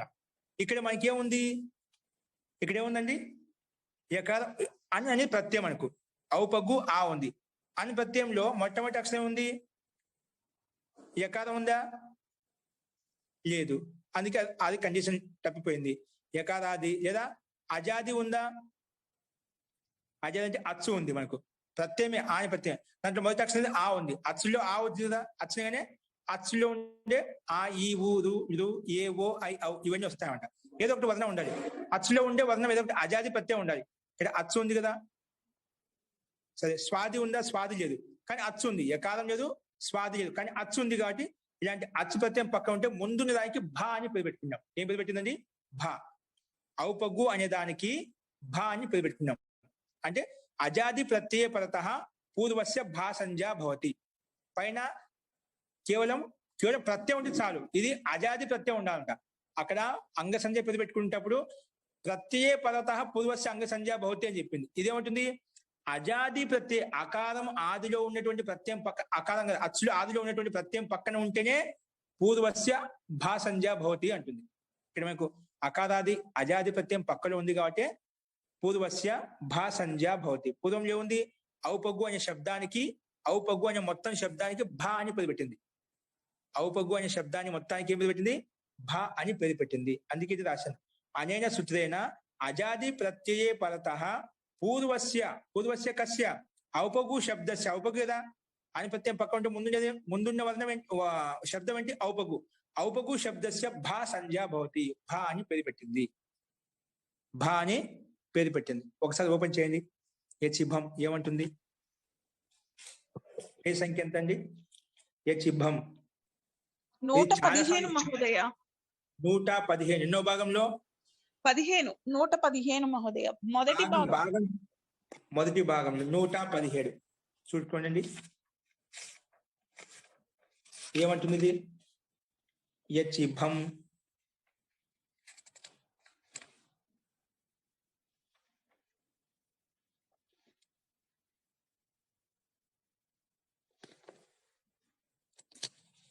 జీ 115 115 చూడండి, అదే చెప్పామని చెప్పినది. దీన్ని అర్థం చూసుకుంటే డైరెక్ట్ గా పద విభాగంలో యచి సప్తమి విభక్తి, భం అనేది సంధ్య ప్రథమ విభక్తి ఏకవచనం. ఇయచ అచచ యచ్ తస్మిన్ యచి. ఇది మీకు ఇంకా ముందు కూడా అర్థం అవుతుంది. దీని అర్థం చూడండి. సర్వనామస్థాన భిన్నే స్వాదౌ యకారాదౌ అజాదౌ చ ప్రత్యయ పరతః పూర్వం భాసంజం భవతి. ఇదేమంటుంది ఒకసారి మళ్ళీ బాగా గమనించండి. సూత్రం ఏమంటుంది? సర్వనామస్థాన భిన్నే. సర్వనామస్థానం అంటే మీకు తెలుసుదా? సు ఔ జస్ అమ్ అవుట్, ఈ 5 ప్రత్యయాలకు సర్వనామస్థానం అంటాం. ఏమంటుంది? సు ఔ జస్ అమ్ అవుట్ క్రమంగా ఈ 5 ప్రత్యయాలకు సర్వనామస్థానం అని పేరు. సర్వనామం అని పేరు పెట్టుకున్నామంట. తర్వాత చెప్తాను ఇవి. ఇప్పుడు కేవలం అర్థం చేసుకుని చెప్తున్నాను. ఈ 5 ప్రత్యయాలకని పేరు. 21 ప్రత్యయాల్లో నుంచి మొదటగా ఉండే 5 ప్రత్యయాలు క్రమంగా సు ఔ జస్ అమ్ అవుట్, ఈ 5 ప్రత్యయాలకు సర్వనామాని పేరు. ఈ 5 ప్రత్యయాలను వదిలిపెట్టి మిగిలిన ఎన్ని ఉంటాయి? ఇంకా 19 ప్రత్యయాలు. ఏంటి? ఈ 5 ప్రత్యయాలు వదిలిపెట్టి మిగిలిన ప్రత్యయాలు ఏవైతే ఉన్నాయో ఆ ప్రత్యయాలన్నింటిలోంచి ఏదో ఒక ప్రత్యయం పక్కన ఉన్నా అంటే సు ఔ జస్ అమ్ అవుట్ 21 ప్రత్యయాల నుంచి ఈ 5 పోయినా అనుకోండి, మిగిలిన ప్రత్యయాల నుంచి ఏదో ఒకటి ప్రత్యయం పక్కన ఉన్నా అప్పుడు ముందున్న దానికి భా అని పేరు వస్తుంది. లేకపోతే అజాదౌ యకారాదౌ ముందు స్వాదౌ చెప్పారు. స్వాది ప్రత్యయం అంటే ఈ 5 ప్రత్యయాలు వదిలిపెట్టి మిగిలిన 15 ప్రత్యయాల నుంచి ఏదో ఒక ప్రత్యయం పక్కన ఉన్నా అప్పుడు ముందున్న దానికి భా అని పేరు వస్తుంది. తర్వాత అజాదౌ, దానికంటే ముందు యకారాదౌ. యకారం ప్రత్యయం ఆదిలో ఉన్నా కూడా, అంటే ప్రత్యయం ఆదిలో ఉన్నా కూడా అప్పుడు ముందు దానికి భా అని పేరు వస్తుంది. లేకపోతే అజాదౌ, అచ్చు ఆదిలో కలిగినటువంటి ప్రత్యయం ఉన్నా కూడా అప్పుడు ముందున్న దానికి భా అని పేరు వస్తుంది. అది చెప్పింది. సర్వనామస్థాన ముందున్నటువంటి 5 ప్రత్యయాలు వదిలిపెట్టి స్వాది ప్రత్యయాలు కానీ, యకారాది ప్రత్యయాలు కానీ, అచ్చ ఆది ప్రత్యయాలు కానీ పక్కన ఉంటే ప్రత్యయ పరతః పూర్వం ముందున్న దానికి భ సంజం భవతి, భ అని పేరు పెట్టుకుంటాము. ఇక్కడ మనకు అజాది ప్రత్యయం పక్కన ఉందని కాబట్టి ముందున్న దానికి భ అని పేరు పెట్టుకున్నాం. ఇక్కడ ఏంటి? ఔపగు అనే దానికి భ అని పేరు వచ్చింది. భ అని పేరు ఎందుకు పెట్టుకుంటాము? భస్య ఇదం అధికార సూత్రం. ఏ విధంగా అయితే అంగాధికారంలోకి వెళ్ళి సూత్రం తెచ్చుకున్నామో అదేవిధంగా ధాతు అధికారంలోకి ప్రత్యయం తెచ్చుకుంటాము. అదేవిధంగా ఇక్కడ భా అని పేరు పెట్టి భస్య ఇదం అధికార సూత్రం. అస్మిన్ అధికారం, భస్య అధికారంలోకి వెళ్ళాలి. భస్య అధికారంలో ఏముంది? ఓద్ గుణ. ఏంటండి? ఓద్ గుణ. దీనికంటే ముందు భస్య అధికారం ఎంతవరకు నడుస్తుంది ఓపెన్ చేయండి. భస్య సూత్రం యొక్క అధికారం ఎంతవరకు అండి? 6-4-129. భస్య సూత్రం ఎక్కడ ఉంది? 6-4-129 ఓపెన్ చేయండి. 6-4-129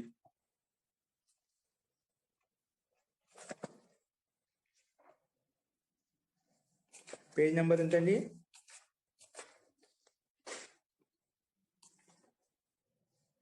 భస్య 281 మహోదయ. 281. ఇదేమంటుండే? భస్య ఇదేమంటుంది? అధికారోయం. ఇది అధికార సూత్రం అంటే ఎంతవరకు దీని యొక్క అధికారం? ఆ అధ్యాయ పరిసమాప్తే. ఆ అధ్యాయ ఈ భాష యొక్క అధికారం ఎంతవరకంట? ఈ అధికారం బాగా గుర్తు పెట్టుకోవాలి, కానీ రాసుకోండి. ఈ భస్య యొక్క అధికారం ఎంతవరకు నడుస్తుంది? ఈ అధికారం తెలిసినప్పుడు మనకు సందేహం లేకుండా, కన్ఫ్యూజన్ లేకుండా ఉంటుందంట. భస్య అధికారోయం ఆ అధ్యాయ పరిసమాప్తే. ఈ అధ్యాయం ఎక్కడి నుంచి? ఇది 6వ అధ్యాయం ఉంది కదా, 6-4 నుంచి ఇక్కడి నుంచి మొదలుకొని ఈ 6వ అధ్యాయం 4వ పదం ఎన్నైతే మిగిలిన 6వ అధ్యాయం లాస్ట్ వరకు అంతవరకు ఈ భస్య యొక్క అధికారం ఉంది. అంటే 6వ అధ్యాయం 4వ పాదం మొదలుకొని ఈ పాదం లాస్ట్ వరకు ఈ దీని యొక్క అధికారం నడుస్తుంది. భా సంధ్య యొక్క అధికారం. ఓకేనా? అస్తు. ఈ భాషణ యొక్క అధికారం అందుకే అధికారోయం ఈ అధ్యాయానికి సమాప్తి తక్కువ. ఎదిత ఊర్ధ్వం అనుక్రమిష్యామో భస్య ఇత్యేవం తదు వేదితవ్యం. ఇక్కడి నుంచి ఏం సూత్రం తీసుకున్నా అవి భస్య అధికారంలో ఉన్నాయి అని అర్థం చేసుకోవాలి. సరే బాగుంది. భస్య అధికారం ఏక ఉంది మనకు ఓర్ గుణ. ఈ భాషణ అధికారం ఏముందంటే అండి ఓర్ గుణ. ఇదేమంటుంది చూడండి. భస్య అధికారం ఎక్కడి నుంచి స్టార్ట్ అయింది? 6/4/129 నుంచి స్టార్ట్ అయింది. కానీ ఇదే అధికారంలో ఒక సూత్రం వచ్చింది. ఏది? ఓర్ గుణ. ఇది ఎక్కడ ఉంది? 6/4/146. అంటే దీని అధికారంలో ఉంది కదా. దీని యొక్క అధికారం మనకు 29 నుంచే స్టార్ట్ అవుతుంది. 129 నుంచే స్టార్ట్ అవుతుంది. 6/4 6వ అధ్యాయం 4వ పాదం 129 నుంచే స్టార్ట్ ఉంది. ఆ అధికారంలో ఏమొచ్చింది మనకు? ఓర్ గుణ. 6వ అధ్యాయము 4వ పాదం 146 సూత్రం దానికంటే ముందే ఉంది. కాబట్టి ఓపెన్ చేయండి. 6/4/146 అక్కడే ఒక 10 పేజీలు ముందు తిప్పితే వచ్చేస్తుంది. 6/4/146 చూడండి ఏమంటుంది. ఓర్ గుణ. దీన్ని పద విభాగం చేసుకోండి. మరి మన దగ్గర స్థితి ఏంటి? ఔపగు ఆ ఉందండి మన దగ్గర. ఔపగు ఆ. ఇప్పుడు భాషంజ పేరు పెట్టుకొని భాషంజాకి అధికారంలోకి వచ్చాం. ఏమంటుంది? ఓర్ గుణ. పద విభాగం చూడండి. ఓహ్ షష్ఠి విభక్తి ఏకవచనం. షష్ఠి విభక్తి అనగానే మనకి ఏం గుర్తుకొస్తుంది? దాని స్థానంలో పని చేసుకోవాలి, గుర్తుపెట్టుకోండి. నెక్స్ట్ వచ్చి గుణ. ఇది ప్రథమ విభక్తి ఏకవచనం. ఇది పద విభాగం. ఇప్పుడు దీని అర్థం చూసుకోండి ఏమంటుందో. ఉవర్ణాంతస్య అంటే గురు శబ్దానికి షష్ఠి విభక్తి ఏమొస్తుంది? గురోహ వస్తుంది కదా. ఇక్కడ ఊ శబ్దానికి షష్ఠి విభక్తిలో ఓహు వస్తుంది. ఊ శబ్దానికి షష్ఠి విభక్తిలో ఓహు వస్తుంది. ఇదేమంటుంది? ఉవర్ణాంతస్య అంటే ఉవర్ణము అంతిమంలో ఉంది. ఉవర్ణాంతస్య అంగస్య భస్య గుణో భవతి. ఉవర్ణాంతమైనటువంటి అంగానికి ఇక్కడ ఔపగు కదండి, అది అంగం కూడా. ఉవర్ణం అంతిమంలో ఉంది కదా. ఔపగులో ఊ అంతిమంలో ఉందా? ఔపగు అనే శబ్దంలో గూలో గకారంలో ఊ ఉంది. ఇలాంటి ఉకారం కదా, దీన్ని ఉవర్ణం అంటాం. ఉవర్ణాంతస్య అంగస్య దీనికి అంగం పేరు పెట్టినాం. ఔపగు అనే దానికి అంగం పేరు పెట్టినాం. ఇంకేంటి? భస్య అంగాన్ని పేరు పెట్టి ఉండాలి. భస్య భా అని పేరు పెట్టి ఉండాలి. అలాంటి అంగం అని పేరు పెట్టబడినటువంటి భా అని పేరు పెట్టినటువంటి శబ్దం ఏదైతే ఉందో అలాంటి శబ్దానికి అంతిమంలో ఉవర్ణం ఉంటే, అంటే ఉకారం ఉంటే, ఉకారం అనేది ఉవర్ణం. ఉవర్ణం అంటే నీకు హ్రస్వ దీర్ఘ ప్లుతావు తీసుకుంటాం. ఉవర్ణం ఉంటే అలాంటి ఉవర్ణానికి ఏమవుతుందంట? గుణం అవుతుంది. అంగం అని పేరు పెట్టి ఉండాలంట. తర్వాత భా అని పేరు పెట్టి ఉండాలంట. అంతేకాకుండా అలాంటి భా అని పేరు పెట్టబడినటువంటి అంగం అని పేరు పెట్టబడినటువంటి శబ్దానికి అంతిమంలో ఉకారం ఉండాలంట, ఉవర్ణం ఉండాలంట. ఉందా? ఇవన్నీ లక్షణాలు వచ్చేస్తున్నాయి. అలాంటి ఉవర్ణానికి గుణం అవుతుంది. గుణం కానీ ఏముండాలి? పక్కన కూడా తద్దిత ప్రత్యయం పక్కన ఉంటేనే అని. అందుకే చూసుకోండి. తద్దిత ప్రత్యయే పరతః ఉవర్ణాంతస్య అంగస్య భస్య. ఇప్పుడు భస్య అంటే అర్థమైందా? అంగం అని పేరు పెట్టుకున్నాం, భస్య అని పేరు పెట్టుకున్నాం. కాబట్టి అవే శబ్దాలు ఇచ్చాడు. అంగస్య భస్య గుణో భవతి. అలాంటి అంగానికి భాషంజ అంగానికి గుణో భవతి గుణం అవుతుంది. ఎప్పుడు? తద్దితే పరతః తద్దిత ప్రత్యయం పక్కన ఉంటేనే. ఏముంటేనే? తద్దిత ప్రత్యయం పక్కన ఉన్నప్పుడు అవుతుందంట. ఇక్కడ మనకు తద్దిత ప్రత్యయం పక్కన ఉంది కదా. ఉవర్ణం కూడా ఉంది, అంగం కూడా పేరు పెట్టుకున్నాం, భాను కూడా పేరు పెట్టుకున్నాం. అలాంటి ఉవర్ణాంతమైన అంగసంజ కలిగినటువంటి భాషంజానికి తద్దిత ప్రత్యయం పక్కన ఉంటే గుణం అవుతుంది. ఏమవుతుందంట? గుణం అవుతుంది. గుణం అంటే ఏమిటి? ఇప్పుడు వృద్ధి అవుతుందంటే వృద్ధి రాదే వచ్చి చెప్పింది మనకు. ఆ ఐ ఔ అని చెప్పి 3 వర్ణాలు వృద్ధి అని చెప్పేది. కానీ గుణం చేస్తుందని చెప్పింది. గుణం అంటే ఏమిటి? గుణహేతుకిం. అప్పుడు మనకు అదేం గుణ వృద్ధి రాదే మొట్టమొదటి సూత్రము. రెండో సూత్రము అదేం గుణ. ఓపెన్ చేయండి. అదేం గుణ ఏముంటుంది? అదేం గుణ ఓపెన్ చేయండి. 1వ అధ్యాయము 1వ పాదం 2వ సూత్రం స్టార్టింగ్ లో వృద్ధి రాజస్ కిందనే ఉన్నాడు. అదేం గుణ ఏముంటుంది? ఓపెన్ చేసారా? వృద్ధి రాజస్ మొట్టమొదటి సూత్రం 2వ సూత్రం అదేం గుణ. ఇదేమంటుంది? దీని పద విభాగం మళ్ళీ చేద్దాం. అదేం గుణలో దీని అర్థం చూడండి. ఇదేమంటుంది? ఆ కేవలం హ్రస్వాకారం ఆ ఏ ఓ ఇది ఏతేషాం వర్ణానాం గుణ సంజ్ఞా భవతి అంటుంది. ఇది హ్రస్వాకారానికి ఏకారానికి ఓకారానికి గుణం అని పేరు పెట్టింది. వృద్ధి అంటే ఆ, ఐ, ఔ ఈ 3 వర్ణాలకు వృద్ధి అని పేరు. గుణం అంటే కేవలం ఆ, ఏ, ఓ ఈ 3 వర్ణాలకు గుణం అని పేరు. ఈ 3 అంటే ప్రతి వర్ణానికి గుణం అని పేరు. ఆకి గుణం అని పేరు, ఏకి గుణం అని పేరు, అదేవిధంగా ఓకి కూడా గుణం అని పేరు. ఎవరు పెట్టారు సూత్రము ఆ గుణమని? అదేం గుణ. ఏంటండి? అదేం గుణ అని వచ్చేసి ఈ 3 వర్ణాలకు ఆకి, ఏకి, ఓకి గుణం అని పేరు పెట్టింది. సరేనా? ఈ గుణం పేరు ఎందుకు చెప్పుకోవాల్సింది ఇక్కడ? ఎందుకు చెప్పుకోవాల్సి వచ్చింది ఇక్కడ? ఎందుకు చెప్పుకోవాల్సి వచ్చిందంటే ఓర్ గుణ ఈ సూత్రం వచ్చేసి వర్ణాంతమైనటువంటి అంగసంజ్ఞకమైనటువంటి భాషంజ్ఞకమైనటువంటి వర్ణానికి గుణం వస్తుంది తద్దిత ప్రత్యయం పక్కన ఉంటే అని చెప్పింది. వీటి యొక్క కండిషన్ మొత్తం వచ్చాయి కాబట్టి గుణం చేస్తా అని చెప్పింది. గుణం అంటే ఏమిటి అని అడిగినప్పుడు ఇది చెప్పాల్సి వచ్చిందన్నమాట. ఆ, ఏ, ఓ ఈ 3 వర్ణాలకు గుణం అని పేరు. ఆ, ఏ, ఓ ఈ 3 వర్ణాలకు గుణం అని పేరు అని చెప్పింది. సరే, ఈ ఉవర్ణానికి ఔపగులో ఉండే ఉవర్ణానికి మళ్ళీ 3 వర్ణాలు వచ్చాయి. ఎన్ని వచ్చాయండి? మనకు ఉకారం ఒకటి ఉంది, దాని స్థానం గుణవర్ణాలు ఏంటి? ఆ, ఏ, ఓ 3 వర్ణాలు వచ్చాయి. ఇప్పుడు ఏం చేయాలి? దానికి నిర్ణయం ఎలా అవుతుంది? నిర్ణయం కోసం మళ్ళా పరిభాష సూత్రం. ఏది? స్థానేంతరతమ. ఏంటండి? స్థానేంతరతమ. మరి స్థానంలో ఏదో అత్యంత సాదృశ్యంగా ఉందో అదే తీసుకొచ్చుకో అని చెప్పింది. కాబట్టి ఏముంది ఇక్కడ? మన స్థానం కలుపుకుంటాం. అక్కడ ఏ విధంగా అయితే కలుపుకున్నామో ఇక్కడ స్థానం కలుపుకుంటాం. ఇక్కడ ఏంది? మనకు ఉకారం ఉంది. ఉకారం ఏంది? ఓష్టవర్ణ స్థానం. ఓష్టవర్ణం కలిగినటువంటి వర్ణం ఏదైతే ఉందో అది తెచ్చుకోవాలి. గుణంలో ఎన్ని ఉన్నాయి మనకు? ఆ, ఏ, ఓ. దాంట్లో మొదటి అక్షరం చూద్దాం. అది కంఠస్థానం కాబట్టి ఇది ఓష్ట స్థానం, కంఠస్థానం. అది కలవదు, భిన్నంగా విపరీతంగా ఉంది పూర్తిగా. రెండవది ఏ, ఏదైతే కంఠ తాళవ్యం, ఇది కూడా కంఠము తాళు ఉంది, ఇది కూడా కలవదు కాబట్టి ఇది కూడా వెళ్ళిపోయింది. నెక్స్ట్ ఓ, ఓదోతవు కంఠ్యోష్ట్యవు. ఇక్కడ ఓష్టవర్ణం కొంచెం కలిసింది.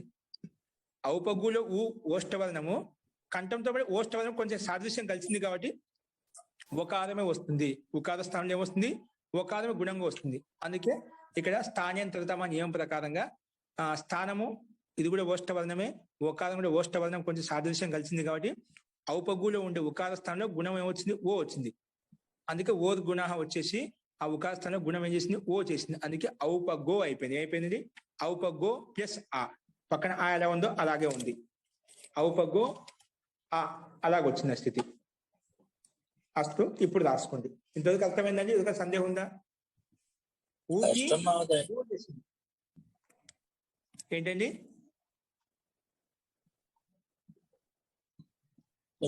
అంటే ఆ, ఐ, ఔ బుద్ధి. గుణ అంటే ఆ, ఐ, ఏ, ఓ. ఆ, ఏ, ఓ వీటికి గుణం అని పేరు. గుణం పేరు. ఇప్పుడు వచ్చి ఓ గుణం వచ్చి గుణం చేసే అని చెప్పింది. గుణం చేయడానికి వస్తున్న గుణం అంటే ఏమిటి తెలియదు కదా, అందుకే అప్పుడు తెలియకుంటే అదే గుణం వచ్చి చెప్పింది. ఆ, ఏ, ఓ అనే గుణం అంటాము. ఆ గుణం అంటే ఈ 3టికి గుణం అయిపోయింది కాబట్టి 3 వర్ణాలు వచ్చాయి. ఏ స్థానంలో? ఉకార స్థానంలో. మనకి ఏం కావాలి? 1 కావాలి కాబట్టి స్థానం కలుపుకోవాలి. ఎందుకంటే ఉకారం అనేది ఓష్ట స్థానం. ఉపపద్మాన్య ఓష్ట్యాహ ఇది ఓష్ట స్థానం అంటే పెదవులతో పలుకుతాం. పెదవులతో పలికేటువంటి సాదృశ్య వర్ణం ఏదైతే ఉందో అది తెచ్చుకోని చెప్పాం. ఇక్కడ 3 వర్ణాల్లో మనకు ఆ కలవదు, కేవలం ఆ కలవదు, ఏ కలవదు, కేవలం ఓనే మాత్రం కలుస్తుంది కాబట్టి, ఎందుకంటే పెదవులు కలుస్తుంది అంటే ఓష్టం కలుస్తుంది కాబట్టి అదే వర్ణం వస్తుంది. అంటే ఉకారం వచ్చింది. అందుకే ఔపగులో ఉండే ఉకార స్థానంలో ఉకారం గుణం ఏమైంది? ఓ అయిపోయింది. అందుకే ఔపగో ప్లస్ ఆ వచ్చింది. ఏం వచ్చింది? ఔపగో ప్లస్ ఆ. ఓకే, రాసుకోండి. భస్య ఇదం అధికార సూత్రం రాసుకున్నాం. అస్మిన్ అధికారే దాని కింద రాసుకోండి. 5వ మార్క్ ఇచ్చేసి ఓర్ గుణ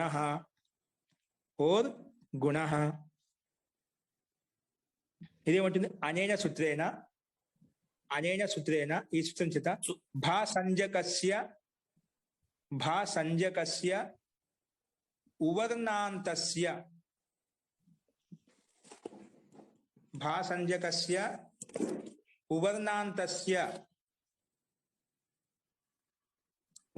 భాసంజక అంటే భా అని పేరు కలిగినటువంటి ఉవర్ణాంతస్య అంగస్య అది అంగం కూడా ఉండాలంట. అంగస్య తద్దిత ప్రత్యయే పరతః. తద్దిత ప్రత్యయం పక్కన ఉంటే తద్దిత ప్రత్యయే పరతః గుణః భవతి. ఏమవుతుంది? గుణః భవతి అని చెప్పింది. ఇది సూత్రం వచ్చి గుణం చేసి ఏ సూత్రం మహోదయ ఇది? ఆదేయం గుణః ఓర్ గుణః ఓర్ గుణః ఓర్ గుణః ఓర్ అంటే ఉవర్ణాంతస్య అంగస్య గుణో భవతి అంటుంది. ఉవర్ణం కలిగినటువంటి అంగం ఏదైతే ఉందో అలాంటి అంగంలో అంగానికి గుణం చేస్తుంది. చెప్పాం కదా, ఉవర్ణాంత అంగం ఔపగులో ఊ ఉంది కదా, ఉకారం అంతిమంలో ఉంటే అలాంటి ఉకారం అంతిం కలిగినటువంటి అంగం పేరు పెట్టబడినటువంటి పేరు పెట్టబడినటువంటి అలాంటి ఉవర్ణానికి గుణం వస్తుంది. అంటే గుణం అంటే ఏమిటన్నప్పుడు ఆ ఏ ఓ ఈ 3 వర్ణాలు వచ్చాయి. ఓకే, రాసుకోండి. అనే సూత్రేణ భాసంజక ఉవర్ణాంతస్య అంగస్య తద్దిత ప్రత్యయే పరతః గుణః భవతి. గుణం వచ్చింది. ఇప్పుడు అసలు గుణః ఇది కిం? గుణం వస్తుంది, గుణం చేయని చెప్పింది. చెప్పగానే గుణం అంటే తెలియదు కదా. రాసుకుందాం కదా. అదేం గుణః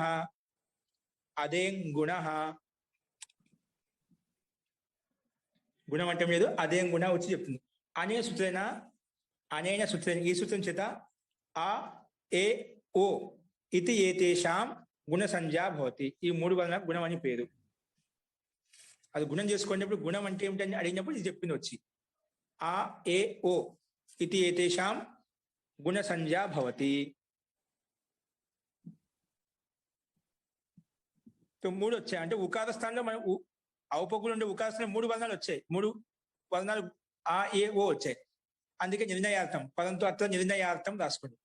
అత్ర నిర్ణయార్థం పరిభాష సూత్రం ఇదే, మళ్ళీ సేమ్ టు సేమ్ ముందు చెప్పింది విధంగానే. స్థానేంతరతమః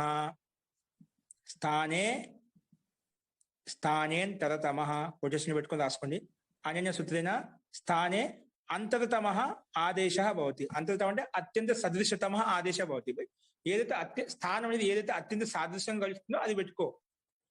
స్థానం కావచ్చు, ప్రయత్నం కావచ్చు, ఏదైనా కావచ్చు, బాహ్య ప్రయత్నం కావచ్చు, ఆభ్యంతర ప్రయత్నం కావచ్చు, స్థానం ఏదైనా కానీ ఏదైతే అత్యంత సామీప్యంగా ఉందో సదృశ్యంగా ఉందో ఆ వర్ణం తీసుకొచ్చి పెట్టుకో అని చెప్పింది. స్థానే అంతరతమః ఆదేశంగా వస్తుంది. అత్యంత సాదృశ్యంగా ఉండే వర్ణం ఆదేశంగా వస్తుంది అని చెప్పింది. అంతే, ఆదేశంగా తీసుకొచ్చుకో అని చెప్పింది. అందుకే మనం ఏం తెచ్చుకున్నాము, సాదృశ్యంగా ఉండేది స్థానం కలుపుకుంటే ఇది ఓష్ట స్థానము, ఓష్ట స్థాయికి ఓష్ట స్థానం ఓ కాబట్టి ఓ తీసుకొచ్చుకున్నాం. అందుకే ఔపగో అయిపోయింది. ఏమైపోయిందండి? ఔపగో ప్లస్ ఆ. ఓకేనా? ఇంతవరకు ఓకే? ఔపగో ప్లస్ ఆ. ఇప్పుడు దానికి ఎదురుగా రాసుకోండి. సంహితాయాం ఏంటండి? సంహితాయాం ఏంటండి? సంహితాయాం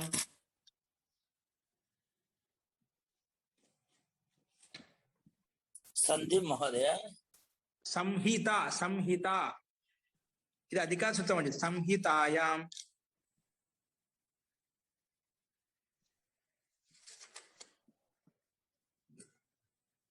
అంతకంటే ముందు పరహ సన్నికర్ష సంహిత అని చెప్పాం నాయకహలో. గుర్తుందా? నాయకహలో సంహితాయాం అని అడిగినప్పుడు పరహ సన్నికర్ష సంహిత. సంహిత అంటే ఉంది, వర్ణాలను అత్యంత దగ్గరగా కలిపి రాయడాన్ని సంహిత అంటాం. సంహిత ఏంటండి? సంహిత. సంహిత అంటే ఏమిటి? వర్ణాలను అత్యంత దగ్గరగా కలిపి రాయడాన్ని సంహిత అంటాము. అది ఎవరు చెప్పారు సంహిత అని? ఇప్పుడు సూత్ర సంహితాయాం వచ్చింది. సంహిత అంటే ఏమిటి అడిగినప్పుడు మనం ముందు చెప్పుకున్నాం పరహ సన్నికర్ష సంహిత. నాయకాలో చూడండి, పరహ సన్నికర్ష సంహిత. ఇప్పుడు అంగమణ్ణి ఎవరు చెప్పారు? యస్మాత్ ప్రత్యయ విధి తద ప్రత్యయంగా వచ్చి చెప్పింది కదా. అంటే ఏ దానితో అయితే ప్రత్యయం తెచ్చుకుంటావో అలాంటి ప్రత్యయం పక్క ఉంటే ముందు అంగం అని చెప్పుకున్నాం. అదేవిధంగా ఇక్కడ నువ్వు వర్ణాలను ఏ వర్ణాలు అయితే అత్యంత దగ్గరగా రాస్తావో దాన్ని సంహిత అంటామని చెప్పింది సూత్రం. మనం పేరు పెట్టుకుంటాం కదా, దాన్ని సంహిత అని పేరు పెట్టుకున్నాం. వర్ణాలను ఏ వర్ణాలను అయితే అత్యంత దగ్గరగా రాస్తావో దాన్ని సంహిత అంటాము. అంటే దగ్గరగా రాయడానికి సంహిత అని పేరు, దగ్గర రాసేదానికి సంహిత అని పేరు. ఓకేనా? ఆ సంహితాన్ని పేరు పెట్టుకోవడం ఎలా వచ్చింది? ఇప్పుడు అంగం అని పేరు పెట్టుకోవడం అంగస్య ఇదం అధికార సూత్రం వచ్చింది. ధాతు అని పేరు పెట్టుకోవడం ధాతో ఇదం అధికార సూత్రం వచ్చింది. అదేవిధంగా యకారాది అజది ప్రత్యయం పక్కన ఉంటే పూర్వానికి భా అని పేరు వచ్చింది. అదే విధంగా ఇక్కడ సంహిత అని పేరు పెట్టుకోవడం వల్ల ఎవరు పెట్టారు సంహిత అని? పరహ సన్నికర్ష సంహిత. అది నాయకాలు చూడండి. వర్ణాలను అత్యంత దగ్గరగా కలిపి రాయడాన్ని సంహిత అంటాము. సరే సంహిత అని చెప్పారు. సంహిత అంటే సంహితాయాం ఇదం అధికార సూత్రం. సంహిత ఎందుకు పేరు పెట్టామంటే సంహిత అధికారంలోకి వెళ్ళడం కోసం. సంహిత అధికారంలోకి వెళ్ళి ప్రత్యయం సూత్రాలు కొన్ని వేరే సూత్రాలతో పని చేసుకోవాలి. మనం భాసంజాన్ని పేరు పెట్టుకొని భాసంజ అధికారానికి వెళ్ళి ఓదుగుణ వచ్చేసింది. అంగాన్ని పేరు పెట్టుకోగానే అంగాధికారంలోకి వెళ్ళి ఇంకో సూత్రం తెచ్చుకున్నాము. అలాగే సంహిత అని పేరు పెట్టుకొని సంహితాకి అధికారంలో సూత్రం తెచ్చుకోవాలి. అందుకే సంహిత అని పేరు పెట్టుకున్నాం. అస్తు రాసుకొని సంహితాయాం ఇదం అధికార సూత్రం. సంహిత అనేది అధికార సూత్రం. సంహిత అంటే ఏం చెప్పాను? వర్ణాలను అత్యంత దగ్గరగా కలిపి చెప్పడాన్ని, కలిపి పలకడాన్ని, కలిపి ఉచ్చరించడాన్ని, లేదా కలిపి రాయడాన్ని సంహిత అంటాము. అని సంహిత అని పేరు పెట్టుకున్న తర్వాత సంహితాయాం ఇదం అధికార సూత్రం. ఇదం అధికార సూత్రం. అస్మిన్ అధికారే ఏముందంట? ఏచోయ వాయావహ. రాసుకోండి, ఇది చాలాసార్లు రాసుకున్నాం. ఈ అధికారం ఏముందట? ఏచోయ వాయావహ. రాసుకోండి. ఏచోయ వాయావహ. మన దగ్గర ఏమిటి? ఔపగో ఆ ఉందండి. ఔపగో ఆ. ఔపగో ఆ. ఇప్పుడు ఈ సూత్రం వచ్చింది. సంహిత అధికారం ఏ సూత్రం ఉందంట? సంధి సూత్రం. గుర్తుపెట్టుకో, సంహితాయాం అధికారంలోనే సంధి యొక్క సూత్రాలు మొత్తం ఉన్నాయండి. మన సంధులు చెప్పుకుంటాం కదా, ఆ సంధి సూత్రాలు ఏ అధికారంలో ఉన్నాయి? సంహితాకి అధికారంలో ఉన్నాయి. అస్తు ఏ చోయ వాయావ. ఇదేమంటుంది? అనేన సూత్రేణ. రాసుకోండి. అనేన సూత్రేణ ఒకారస్య ఏంటండి? లేదు మహోదయ. ఏ చోయ వాయావ. ఈ సూత్రం రాసుకునేదా? రాసుకున్న తర్వాత కొటేషన్ పెట్టుకోండి. ఇప్పుడు దీన్ని మీనింగ్ రాసుకోండి. అనేన సూత్రేణ అంటే ఈ సూత్రం చేత ఓకార స్థానే అంటే ఓకార స్థానంలో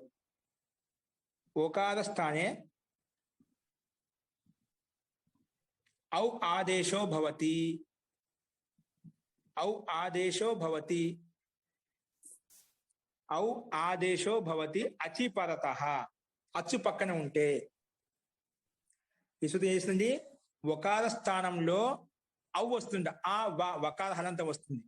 ఒకార స్థానంలో, ఔకార స్థానం చెప్పాలి. ఒకార స్థానంలో ఔ వస్తుందంట. ఎప్పుడు? అచ్చు పక్కన ఉంటేనే. ఇప్పుడు అనిప్రత్యంగా ఆ అచ్చులో వస్తుంది కదా, పక్కన ఉంది కాబట్టి ఇక్కడ ఒకార స్థానం వచ్చింది, ఔ వచ్చింది. ఇది ఏముంటుంది? మామూలుగా ఏ ఉంటేనా ఐ, ఏదైనా ధాతునకు అంత్యంలో ఏ ఉందనుకోండి, అప్పుడు ఐ చేస్తుంది. ఒకవేళ ఓ ఉంటే ఔ చేస్తుంది. ఐ ఉంటే ఆయ్ చేస్తుంది. ఔ ఉంటే ఆవు చేస్తుంది. ఇక్కడ మనకి ఇవన్నీ లేవు. ఏ ఉంది? ఓ ఉంది. ఒకార స్థానం వస్తుంది, ఔ వచ్చింది. కాబట్టి ఈ సూత్రం చేత ఏమొచ్చింది? ఒకార స్థానంలో ఔ వచ్చింది అనమాట. ఒకార స్థానంలో ఔ వచ్చింది. కాబట్టి ఇక్కడ ఔపగోలో ఓ ఉంది కదా, ఆ ఓ పక్కన అచ్చు కూడా పక్కనే ఉంది కాబట్టి అన్ని కండిషన్లు మనకు దొరుకుతున్నాయి కాబట్టి ఒకార స్థానంలో ఔ వచ్చింది. ఓన్లీ ఒకార స్థానంలో మాత్రం ఔ వచ్చింది కాబట్టి ఒకార స్థానంలో ఔ చేసుకోవాలి. చూసుకో. ఔపగ్ ఒకార స్థానంలో ఔ వచ్చింది. ఔ అని ప్రత్యయం యొక్క ఆ ఎలాగుందో అలాగే దించుకున్నాం. ఔపగ్ ఔ ఆ. ఓకేనా? అంటే గోలో ఉండే ఔపగో వచ్చింది కదా, ఆ గోలో ఉండే ఒకారానికి మాత్రమే ఔ చేసాము. మిగిలిన వర్ణాలు ఎలా ఉన్నాయి అట్లే ఉన్నాయి. అందుకే ఔపగ్ ఒకార స్థానంలో ఔ అని ప్రత్యయం యొక్క ఆ కింది దించుకున్నాం. సేమ్ టు సేమ్ అలాగే వచ్చేసింది. అర్థమైందా? ఇప్పుడు కలుపుకోండి. ఏముంది? ఔపగ్ అనేది గకార హలంతం. ఇప్పుడు ఒకార స్థానంలో ఔ వచ్చింది. అది అచ్చుతో గకారాన్ని అచ్చుతో రహితమైంది. అచ్చుహీనం పదైన సంయోజ్యం అని చెప్తుంటాను. ఇది గకారాన్ని అచ్చుతో రహితమైంది, అచ్చు లేనిది కాబట్టి పక్కన స్వరంతో కలుపుకోవాలి. పక్కన ఏ స్వరం ఉంది? ఆ ఉంది. ఔ ఆదేశం వచ్చిందా? ఔక ఆ ఉంది కాబట్టి గాల కలిసింది కాబట్టి ఔపగ్గా అయిపోయింది. మళ్ళీ పక్కన వా హలంతం ఉంది. వకార హలంతంలో అనుప్రత్యయం యొక్క ఆ అనేది స్వరం కాబట్టి మళ్ళీ వాలో కలుస్తుంది. మొత్తం కలిపితే ఔపగవ వచ్చిందా మనకు? ఔపగవ. ఈ కింద రాసామండి. ఔపగవ. ఓకేనా? మొత్తం కలిపి రాస్తే ఔ వచ్చిన తర్వాత మొత్తం కలిపితే ఔపగవ అయిపోయింది. ఇప్పుడు ఈ స్థితిలో మళ్ళా ఔపగవ అనేది అంతిమంలో ఏ ప్రత్యయం ఉంది? ఔపగవ అనేది అంతిమంలో తద్దిత ప్రత్యయం ఉంది. అంటే అకారం తద్దిత ప్రత్యయం కదా, తద్దితాహ సూత్రం చేత తద్దితో పెట్టుకున్నాం కాబట్టి ఈ తద్దిత ప్రత్యయం పక్కలో ఉంది కాబట్టి మళ్ళా పూర్వవత్ అంటే పూర్వంలో చెప్పుకునే విధంగానే కృత్ తద్దిత సమాసాశ్చ, ఇది తద్దిత ప్రత్యయం అంతిమంలో ఉంది కాబట్టి మొత్తానికి ప్రాతిపదిక సంజ్ఞ ఆల్రెడీ ముందు నుంచే పెట్టుకున్నాం కాబట్టి మళ్ళీ ఒకసారి ఇక్కడ చెప్పుకుంటున్నాం అన్నమాట. ఈ తద్దిత ప్రత్యయం అనేది ఔపగవ అనే దానికి మొత్తానికి అంతిమంలో ఉంది కాబట్టి ఈ మొత్తానికి ప్రాతిపదిక అని పేరు. ప్రాతిపదిక అని పేరు ఉంది కాబట్టే మళ్ళా జ్ఞా ప్రాతిపదికాత్ ఏంటంటే జ్ఞా ప్రాతిపదికాత్ అధికారంలోకి వెళ్తాం. ఎందుకు? జ్ఞా ప్రాతిపదికాత్ అధికారంలోకి వెళ్ళి మనం తెచ్చుకోవాలి. ఎందుకంటే మన లక్ష్యం అంటే ఔపగవ. ఇప్పుడు ఔపగవ వచ్చింది, ఔపగవ విసర్గం రావాలి. విసర్గం రావాలంటే మనము బాగా శబ్దంలో విసర్గం రావడానికి ప్రక్రియ ఏదైతే చెప్పుకున్నామో అదే ప్రక్రియ మళ్ళీ ఇక్కడి నుంచి స్టార్ట్ అవుతుంది. ప్రాతిపదికం పేరు పెట్టుకోవాలి. జ్ఞా ప్రాతిపదికాత్ ఇదం అధికార సూత్రం. అస్మిన్ అధికారే మళ్ళా యథావత్ ఏమొస్తుంది? సు ఔజస్ అం ఔజస్ టాభ్యాం బిస్ ఆ సూత్రం చేత 21 ప్రత్యయాలు వస్తాయి. 21 ప్రత్యయాలు వచ్చిన తర్వాత వాటిని విభాగం చేసుకుంటాము. సుపహ అని చెప్పి ఏకవచనం ద్వివచనం సంజయ ఏకవచనం ద్వివచనం బహువచనం పేరు పెట్టుకుంటాము. విభక్తిష్ట వచ్చి ప్రథమ విభక్తి ద్వితీయ విభక్తి అని పేరు పెడుతుంది 3 మూడిట్లకు. తర్వాత ఇలా విభాగం చేసుకున్న తర్వాత ప్రాతిపదికార్థ, ఇది ప్రాతిపదికం కదా ఔపగవ అనేది కాబట్టి ప్రాతిపదికార్థంలో ఉంది కాబట్టి ప్రథమ విభక్తి తెచ్చుకో అని చెప్పింది. ప్రథమ విభక్తి అనే కానీ మిగిలిన 18 ప్రత్యయాలు అన్ని వెళ్ళిపోతాయి. ప్రథమ విభక్తిలో 3 ప్రత్యయాలు వచ్చాయి సు ఔజస్, కానీ మనకు ఒకటే కావాలి కాబట్టి ద్వేకయోర్ దుర్వచన ఏకవచన సూత్రం వచ్చేసి నీకు ఏకవచన వివక్ష ఉంటే ఏకవచనం తెచ్చుకో, ద్వివచనం వివక్ష ఉంటే ద్వివచనం తెచ్చుకో అని చెప్పింది. ఇక్కడ మనకి ఏకవచన వివక్ష కాబట్టి ఔపగవ అనే ప్రాతిపదికం పక్కన సు తెచ్చుకున్నాం. అదంతా రాయలేదు. నాయక బాగా శబ్దసిద్ధులు ఏ విధంగా అయితే ఉన్న ప్రక్రియ మొత్తం అదే విధంగానే అక్కడ బాగాని బట్టి మొత్తం ప్రక్రియ వచ్చింది. ఇక్కడ ఔపగవాన్ని బట్టి విసర్గం తెచ్చుకునే ప్రక్రియ మొత్తం అదే రాస్తాం. A to Z ఎలా ఉందో అలాగే రాస్తాం. ఔపగవ సు తెచ్చుకుంటాము. ఇక్కడ బ్రాకెట్ చూపించిన ఔపగవ సు తెచ్చుకున్న తర్వాత మళ్ళా ఆ సుకి అనుబంధంలో పనిచేస్తే మనం చెప్పుకున్న ఉపదేశ నాసిక ఇత్ అని చెప్పి ఇత్ సంజయ్ పేరు పెట్టుకుంటాం. తస్లోప హదస్సు లోప అప్పుడు ఔపగవ సు మిగులుతుంది.